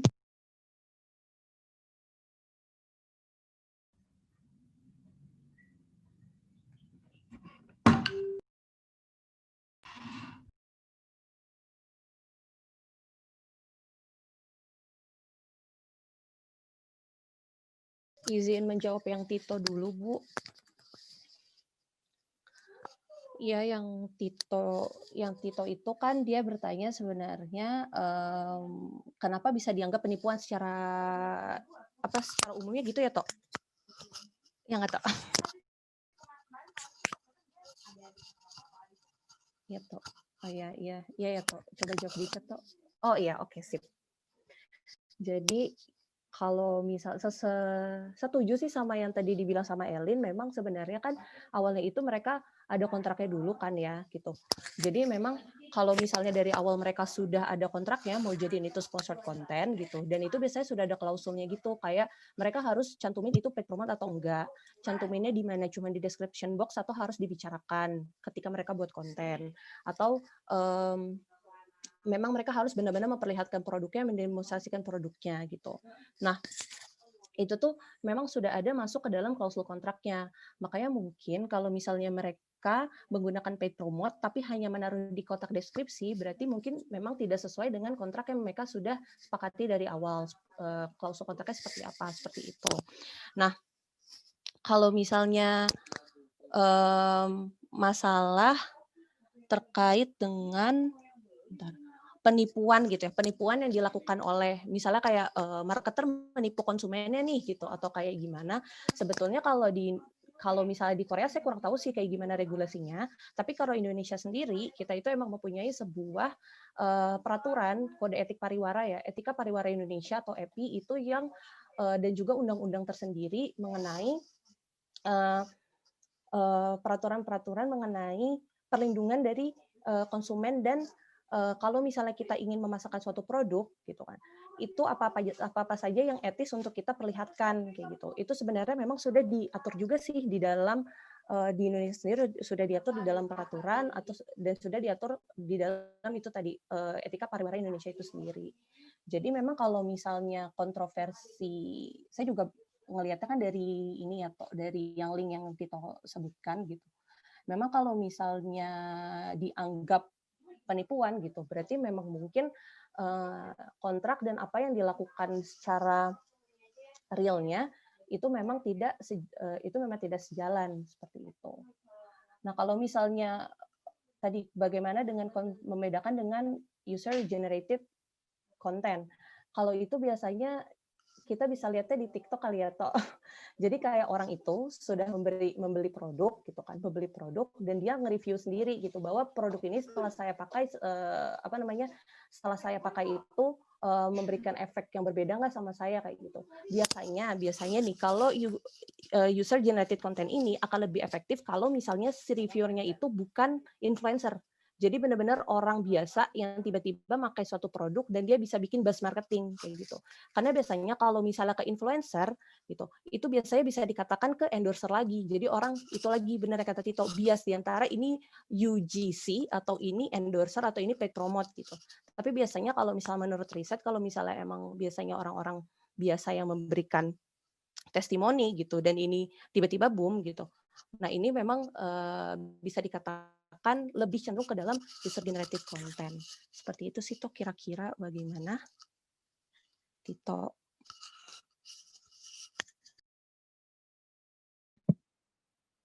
Tito? Oh, Tito lagi nggak bisa internetnya ya? Oh ya, mic-nya nggak bisa. Oh iya, siap. Oh, Bu Cici mungkin ada yang mau ditambahkan, Bu? Ya, jadi udah oke lah jawabannya. Jadi yang terkait yang tadi user generated content atau marketing PR tadi, itu tadi. Jadi user generated content adalah strategi marketing PR di mana tujuan akhirnya adalah menciptakan word of mouth.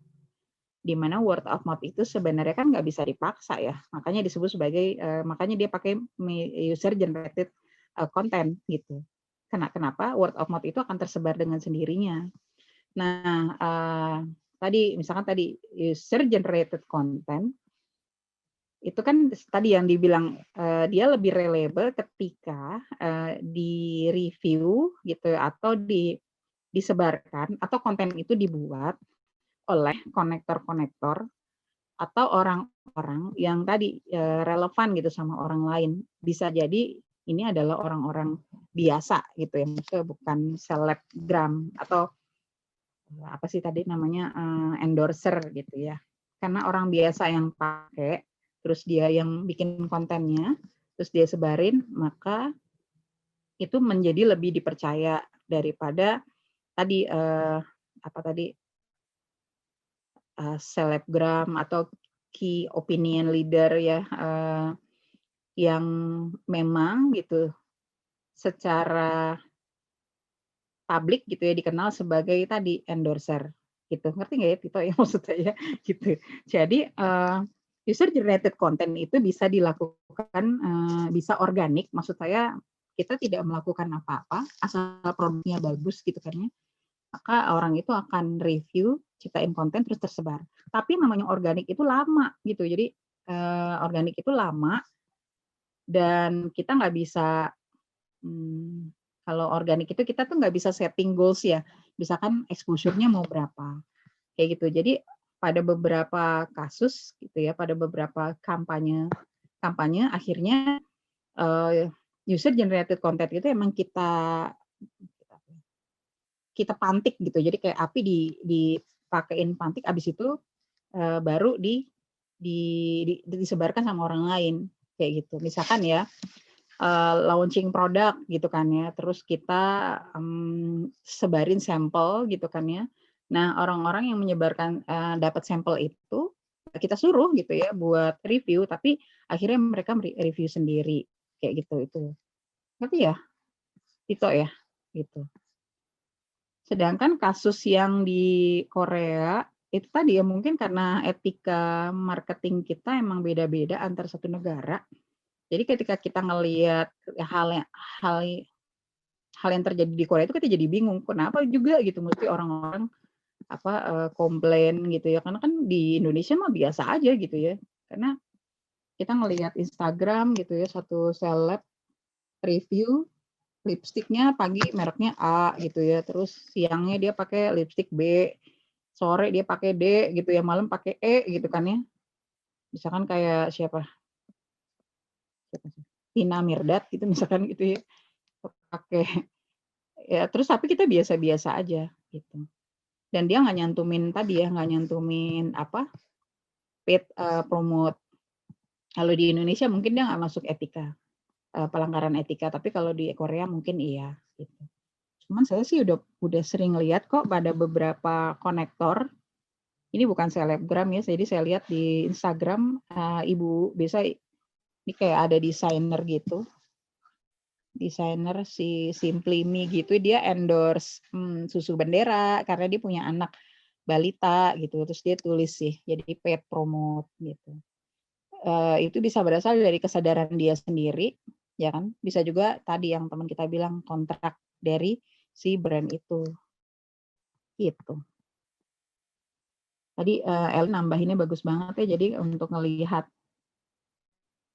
untuk mengakses potensial dari si endorser atau konektor atau influencer bisa lihat red card gitu ya. Cuman lagi-lagi memang efektivitas itu biasanya tidak bisa diukur di awal gitu ya. Efektivitas itu biasanya diukurnya di akhir setelah campaigns gitu ya. Itu efektif atau enggak gitu. Dan efektivitas itu tergantung apa? Tergantung objektif gitu. Nah, ini akan menjawab pertanyaannya siapa tadi, Ma'ruf sebenarnya. Oke. Mudah-mudahan Tito paham. Lanjut ke pertanyaan berikutnya.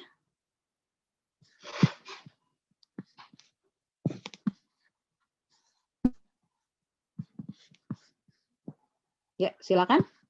Siapa yang belum terjawab? Saya belum, Bu. Iya, Elin belum, Elin.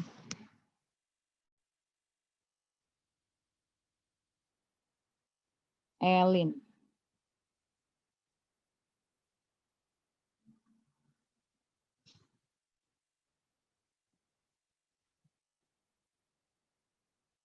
Dia lagi diskusi kali ya? Iya Bu, Oh, bentar. iya, Yang Bu, Elin bentar masih ya, Bu. diskusi bentar Bu. Nah, ini susah ya. Jadi diskusi. YouTube Premium. Maaf ya teman-teman, emang ini aku juga nggak masuk akal gitu menurut aku.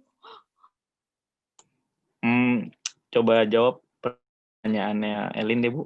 Tapi tolong dibantu kalau ada yang kurang ya. Jadi kan sebenarnya pertanyaan Elin itu tentang fenomena platform yang ngasih iklan, tapi di satu sisi dia memberikan akun premium supaya iklan itu tidak perlu menonton iklan gitu ya Lin ya? Yoi. Iya, kalau sebenarnya menurut kami atau ya menurut kelompok kami mungkin kalau di YouTube Premium itu ini pandangan kami aja ya, maksudnya ibaratnya so taunya kami. Sebenarnya kalau dari sudut brand yang naruh iklan itu pasti akan merasa agak mengganggu gitu kebijakan seperti itu, tapi pasti pertimbangannya pasti sudah dihitung gitu dari setiap brand itu untuk menaruh itu. Kenapa masih tetap menaruh itu? Karena menurut kayak kemungkinan kalau misalnya contohnya di kasus YouTube Premium ya, itu tidak terlalu mempengaruhi. Maksudnya berapa sih kira-kira orang yang memang rela bayar lebih hanya untuk istilahnya menunggu waktu iklan itu cuma berapa detik gitu. Nah, jadi ya pertimbangannya maksudnya kalau misalnya dari segi si brand itu tadi ya, itu menurutku pasti ada pertimbangan mengganggu kebijakan tersebut, tapi tidak terlalu signifikan. Jadi ya makanya masih tetap ada beberapa brand yang masih tetap menaruh di platform tersebut. Nah, kalau dari segi si YouTube-nya sendiri gitu atau platform yang menyediakan layanan iklan itu kayaknya sih itu istilahnya tujuan utama dari YouTube itu sebenarnya kan dia naruh ngambil keuntungan dari iklannya ya. Bukan dari subscription-nya, bukan kayak Spotify gitu. Nah, jadi kalau misalnya si YouTube sih kayaknya sih hanya sekedar sampingan aja yang ibaratnya berlangganan subscription premium itu. Jadi ya itu sih kalau dari brand mungkin mengganggu tapi tidak terlalu signifikan. Tapi kalau dari si YouTube itu mungkin strategi subscription ini sebenarnya lebih kayak coba-coba aja sih. Kira-kira ada nggak sih orang yang atau konsumen yang rela bayar itu premium hanya untuk menunggu iklan berapa detik atau berapa menit gitu. Kayak gitu sih, Lin. Nyambung nggak sih atau salah ya maksudnya? Nyambung kok, nyambung. Jadi lebih kayak ini kan berarti, lebih kayak YouTube itu kalau bisa dapat dari dua sisi, ya nggak sih? Iya, jadi kan sebenarnya kalau menurut kami sih, YouTube itu sebenarnya jualannya itu kan dia nyediain iklan istilahnya. Dia memonetize iklannya gitu, maksudnya platformnya dia tuh nyediain layanan iklan gitu. Nah, Di satu sisi dia mungkin mau mencoba nih, gimana sih kalau misalnya dia kayak Spotify gitu, lebih apa namanya mengarah ke subscription ya. Nah, cuman kalau menurutku sih pasti YouTube udah menimbang kalau conversion rate-nya itu dikit gitu, kecil antara orang yang memang mau rela bayar lebih untuk tidak apa sih namanya, tidak melihat apa atau tidak bisa nunggu iklan dalam waktu berapa detik atau berapa menit.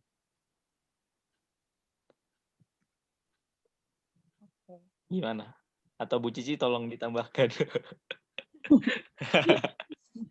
Itu kayak dia strategi yield management gitu, Lin, ada di mata kuliah manajemen produk dan harga nanti gitu. Jadi biasanya memang yield management atau apa yang namanya product customization gitu. Jadi product customization itu dengan price yang berbeda itu tuh untuk mendapatkan revenue dari beberapa segmen yang memiliki preferensi berbeda gitu.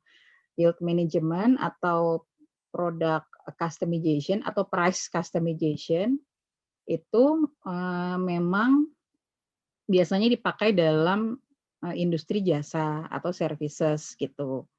Karena ternyata di dalam jasa itu biasanya produk itu bisa gitu ya dibuat fitur-fiturnya atau ditambahkan value-value-nya di mana konsumen biasanya mau membayar harga lebih mahal. Kayak gitu. Dalam hal YouTube ini itu ada YouTube dan YouTube regular sama YouTube premium, dia mengidentifikasi bahwa di pasar itu ada dua segmen konsumen ya. Maksudnya ada dua segmen konsumen yang ternyata cukup menjanjikan secara revenue gitu. Jadi ada di jasanya YouTube ya. Jadi ada orang yang menggunakan YouTube tadi kan memang untuk lihat video dan yang nggak ngerasa terganggu kalau misalkan ada selingan iklan. Tapi di situ juga ada konsumen yang mau membayar lebih mahal itu untuk mendapatkan value yang di custom gitu ya. Jadi di custom value yang di custom itu adalah tadi nggak ada distraction dari iklan gitu. Jadi sebenarnya tujuannya YouTube adalah mendapatkan apa tadi yield gitu atau revenue yang berbeda dari dua segmen. Dan dia tuh dia nggak akan ngambil segmen yang switch tadi. Ibaratnya kayak gini sih, kayak orang naik pesawat terbang.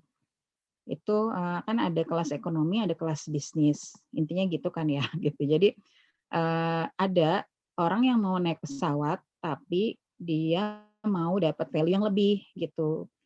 Misalkan bangkunya nggak mau sempit, terus nggak mau gabung, bukan nggak mau gabung ya, pokoknya dia merasa dia ada eksklusivitas, ada apa ya, eksklusivitas ya. Jadi dia tuh merasa eksklusif dan tadi ya, padahal kan sebenarnya kalau buat value intinya sama-sama terbang gitu, atau kayak tadi YouTube ya sama-sama nonton video, cuman satu ada distraction, maksudnya ada selingan lah ya, yang satu itu benar-benar bebas kayak gitu, Lin.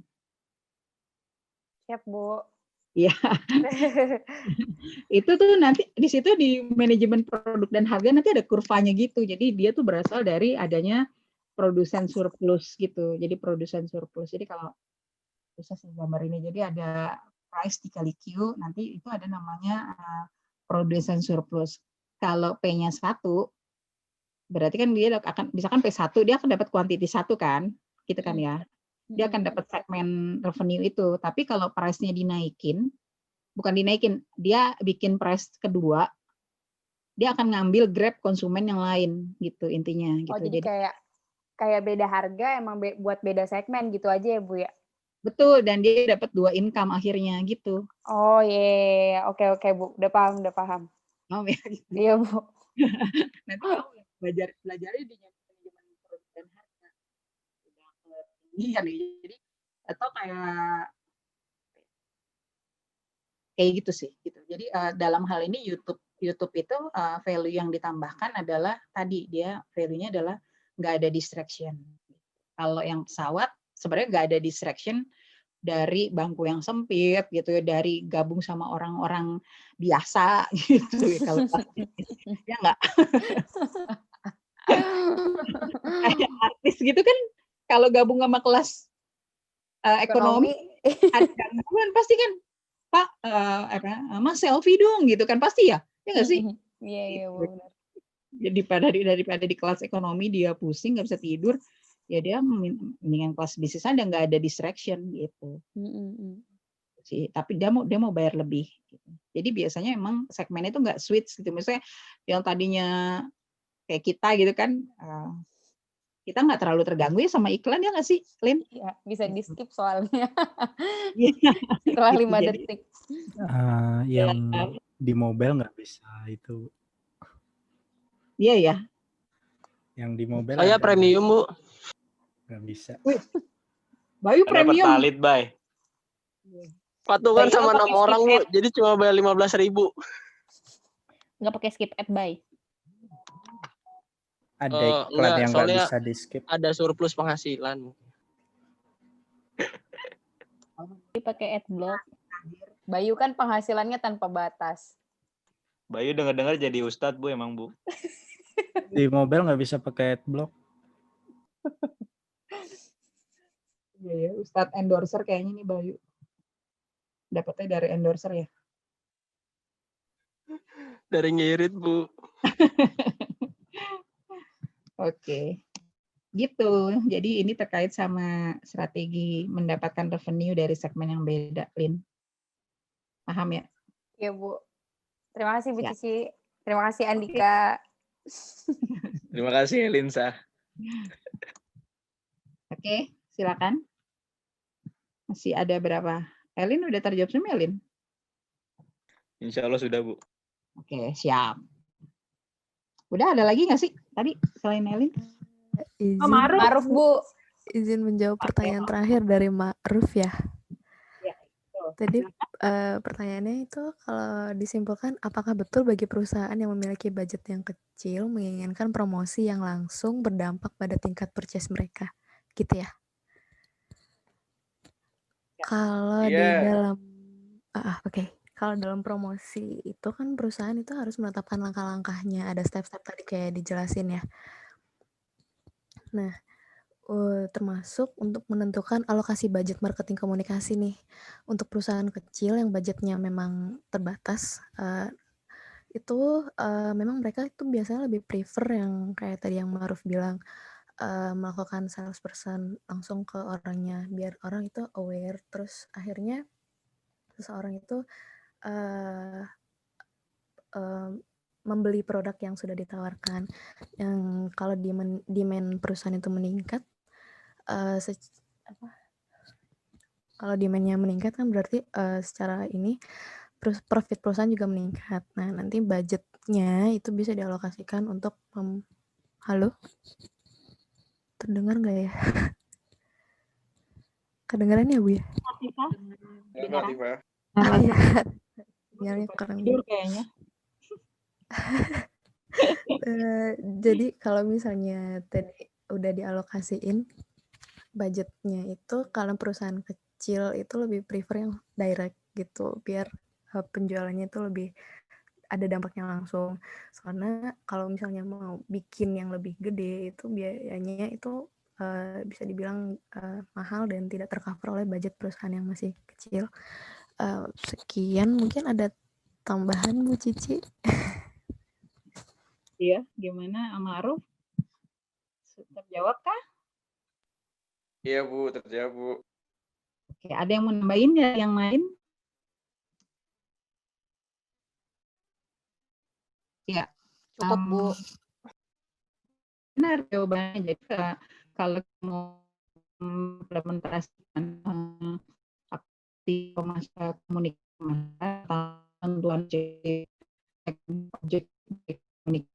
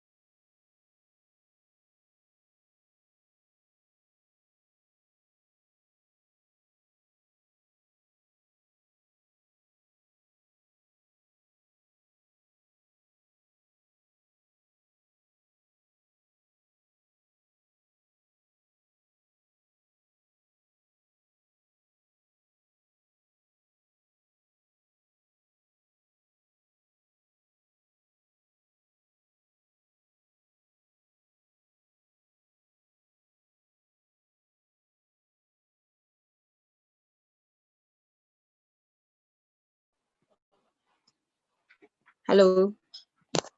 Sorry ya, mati nih wifi saya. Saya kira udahan Bu kuliahnya Bu. Saya kira juga siapa yang matiin Zoom saya. Gitu. Apakah kalian masih di sana? Masih Bu. Masih. Masih Bu. Iya, jadi kalau kita baca di buku gitu ya, untuk implementasi marketing communication strategi, pertama adalah setting objektif kan. Kedua adalah setting budgetnya gitu. Nah, dari budget itu baru kita bisa pilih tuh medianya. Jadi ibaratnya masih digorengnya gimana gitu kan ya. Ngegoreng itunya komunikasi pemasarannya. Jadi udah bagus banget tadi. Jadi itu memang jadi akan tergantung pemilihan media mana yang sesuai sama budgetnya tadi gitu. Makanya preferensinya jadi beda-beda. Tapi yang paling penting sebenarnya tergantung dari objektifnya Ma'ruf gitu. Ya, bisa jadi misalkan 2 perusahaan rokok nih sama-sama punya budget yang besar. Tapi ternyata mereka pakai caranya gitu ya, media yang dipakai itu beda-beda gitu karena objektifnya berbeda. Contoh untuk perusahaan rokok, misalkan kenapa dia lebih banyak ke event gitu, jadi mensponsori event-event yang sebenarnya di situ mungkin nggak ada self promotionnya gitu, jadi impact ke sales itu nggak terlalu nggak terlalu direct, jadi dia lebih kepada tadi ya, Ma'ruf bilangnya apa tadi, Ma'ruf? Tadi pertanyaan, lebih kepada apa tadi? Mana sih? Awareness sama eksistensi, Bu. Lebih kepada apa tadi? Image apa? Yang rokok? Awareness sama eksistensi, Bu. Enggak, yang ada yang di WhatsApp. Bentar, saya cek dulu. Ma'ruf. Bentar. Oh iya, eksistensi. Eksistensi ya bahasa kamu ya? Iya, Bu. Iya, jadi gini, jadi kalau di mata kuliah yang lain namanya promosi atau marketing PR. Itu ada grade gitu. Jadi pada kategori-kategori produk tertentu dia tuh bisa dibagi menjadi empat kotak atau 4 diagram berdasarkan apakah produk itu menarik konsumen untuk jadi customer attraction. Yang satu adalah media attraction gitu. Jadi ada produk-produk yang kategorinya tuh masuk ke dalam customer attraction-nya tinggi, media attraction-nya tinggi gitu. Jadi itu kayak handphone gitu, handphone iPhone gitu ya. Makanya kalau handphone apalagi ya, movie itu tuh konsumen itu tuh nggak usah dicekokin gitu ya. Sesuatu yang bombardir itu dia akan cari sendiri informasinya, itu customer attraction-nya tinggi. Dan dia juga mau meliput, jadi mau menyebarkan informasi tentang produk itu gitu kan ya. Nah, tapi ada produk-produk tertentu yang dia tuh berada diagram keempat, di mana customer attraction-nya rendah dan media itu memang tidak tertarik untuk meliput gitu atau menyebarkan. Nah, itu di dalamnya itu contohnya adalah rokok, jadi produk-produk yang tidak populer itu rokok, apalagi ya, minuman beralkohol, ya. Jadi produk-produk yang dianggap negatif, ya tadi dianggap negatif. Nah, produk-produk yang ada diagram keempat ini dia harus membuat activity promotion yang membuat brand attitude-nya itu yang tadinya negatif gitu itu menjadi netral atau malah menjadi positif gitu. Makanya kayak produk-produk dari rokok itu banyak banget dia akhirnya mensponsori kegiatan event yang misalkan temanya olahraga, terus event yang temanya education, event yang temanya musik gitu ya. Jadi kayak gitu. Jadi tujuannya adalah sebenarnya untuk yang tadi kamu bilang memperoleh brand eksistensi gitu. Atau kenapa kan Karena ketika misalkan tadi perusahaan rokok beriklan di konser musik, ya kan, orang kan sama musik itu kan attraction-nya tinggi, jadi orang tuh akan ketika dia ngelihat misalkan tadi festival musik, dia akan pas dia ngelihat disponsori rokok, itu tuh asosiasinya tertransfer gitu. Dan media massa juga gitu, media itu kan akan meliput atau memberitakan atau melakukan media mention terhadap brand yang bisa menarik kerumunan massa atau bisa menarik simpati, kayak gitu. Gitu, Ma'ruf. Makanya banyak banget akhirnya brand-brand rokok atau brand-brand produk populer yang akhirnya mensponsori event-event yang positif gitu asosiasinya. Gitu. Ngerti nggak, Ma'ruf ya? Paham, Bu. Terima kasih banyak. Paham? Gimana, Ma'ruf? Paham? Kedengeran nggak sih suara saya Paham, udah Bu. ngomong panjang lebar? Kedengeran, Bu. Kedengeran. Beneran kedengeran, Bu. Oh, kedengeran. Paham, asosiasi kan, Bu. Oke. Asosiasi, Bu. Yap. Gitu, Ma'ruf. Mudah-mudahan paham ya. Ini ada di mata kuliah marketing PR dan publisitas gitu. Dia semester akhir biasanya adanya di semester 8. Kalau yang reguler. Gitu. Nah, kalau produk-produk yang dia customer attraction-nya tinggi, media mention-nya tinggi, dia bahkan bikin press release aja gitu ya. Bikin press release aja, itu orang udah langsung pada datang. Contoh kayak tadi iPhone, dia kan iklan juga jarang ya, jadi dia tuh bikin event peluncuran produk sendiri, langsung pada datang. Gitu. Jadi nggak berat. Atau peluncuran Berapa lagi? Peluncuran film Lo juga nggak kayak mau gitu. minum dulu? Iya. Gimana, Mak? Mau dong nih ya, mau. Boleh nih. Di mana sih emang rumahnya? Dia deket mana? Itu ya, seberang ya? Nia, di mute Nia. Oh ya. Makasih ya. Ternyata kemarin Sama-sama, itu Nia, yang nerima Nia. tetangga sebelah sana. Jauh banget deh. Iya.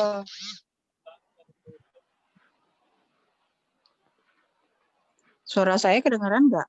Baru ya? Kedengeran, Bu. Suara Ibu Kedengeran, Bu. Cuman ketutupan Nia. Kedengeran, Bu, cuman ke distract Nia. Serius? Iya. Gara-gara gue nih. Ibu Nia di-mute aja, Bu. Nia-nya. Iya, Nia di-kick aja, Bu. Nia di-kick aja, Bu. Tapi kalau dia di-suspend gitu tuh gimana? Jatuhnya. Astagfirullah. Tapi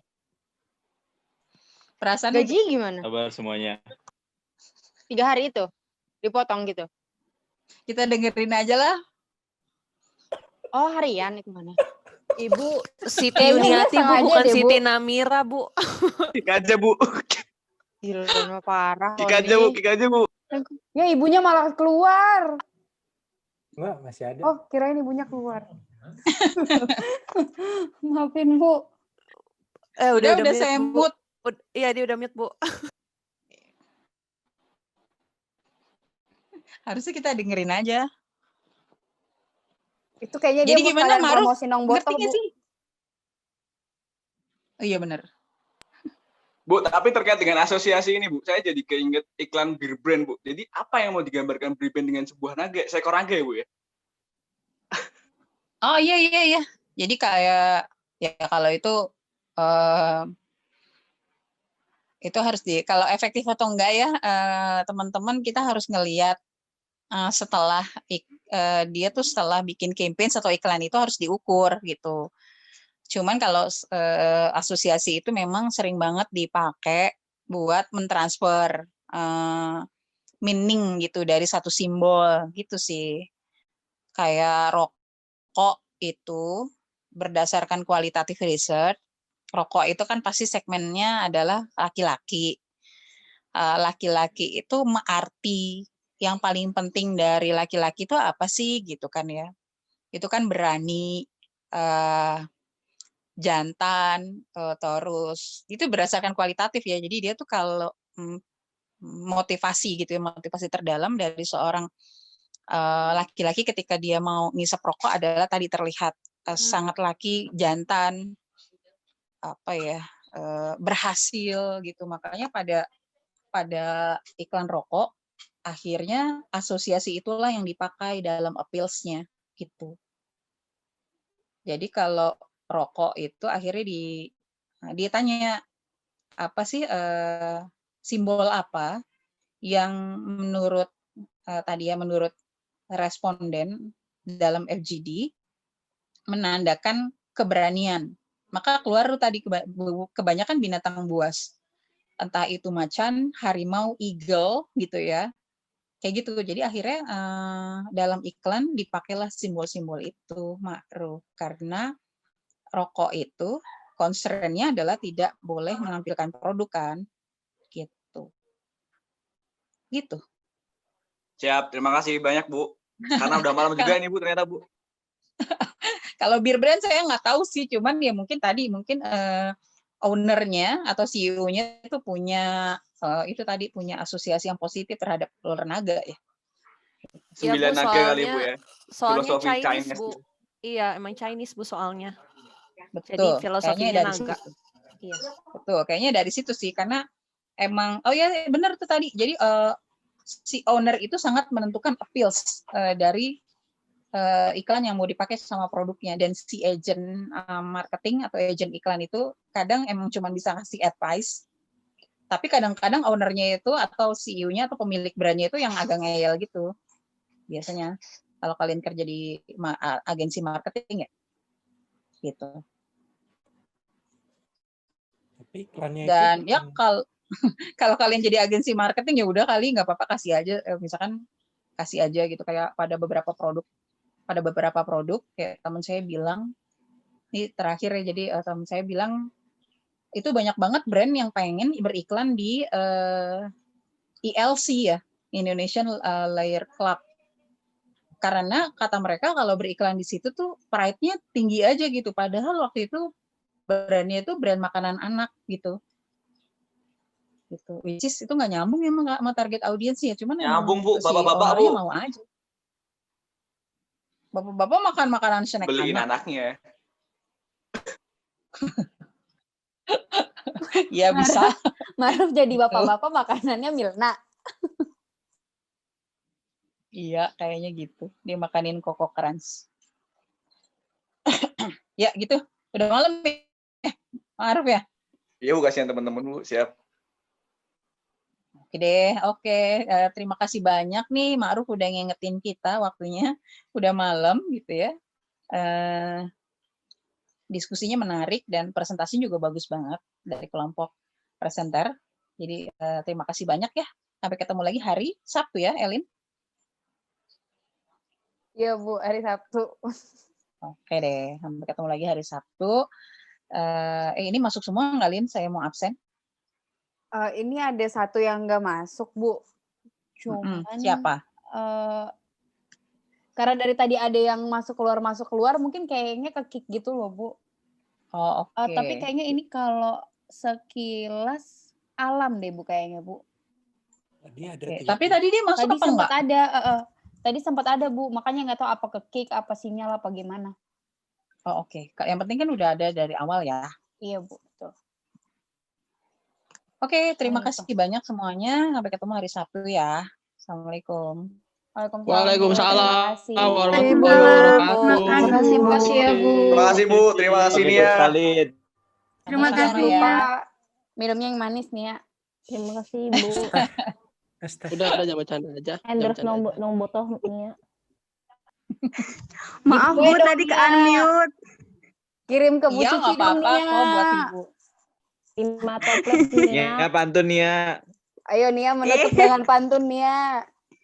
Enggak. 1, 2, 3 Nia ayo. Ayo Nia, gimana? Enggak Bu, Udah ya? nggak bisa pantun, bisanya ngulek sambel. Ya udah dikirimin aja deh. Ya udah deh, nggak apa-apa kok Nia. Paling tadi kita terhibur dengernya. Ya udah ya, terima kasih semuanya. Saya izin end ya. Iya Bu. Ya Bu, terima Iya, kasih. Bu. Assalamualaikum. Waalaikumsalam Bu. Waalaikumsalam.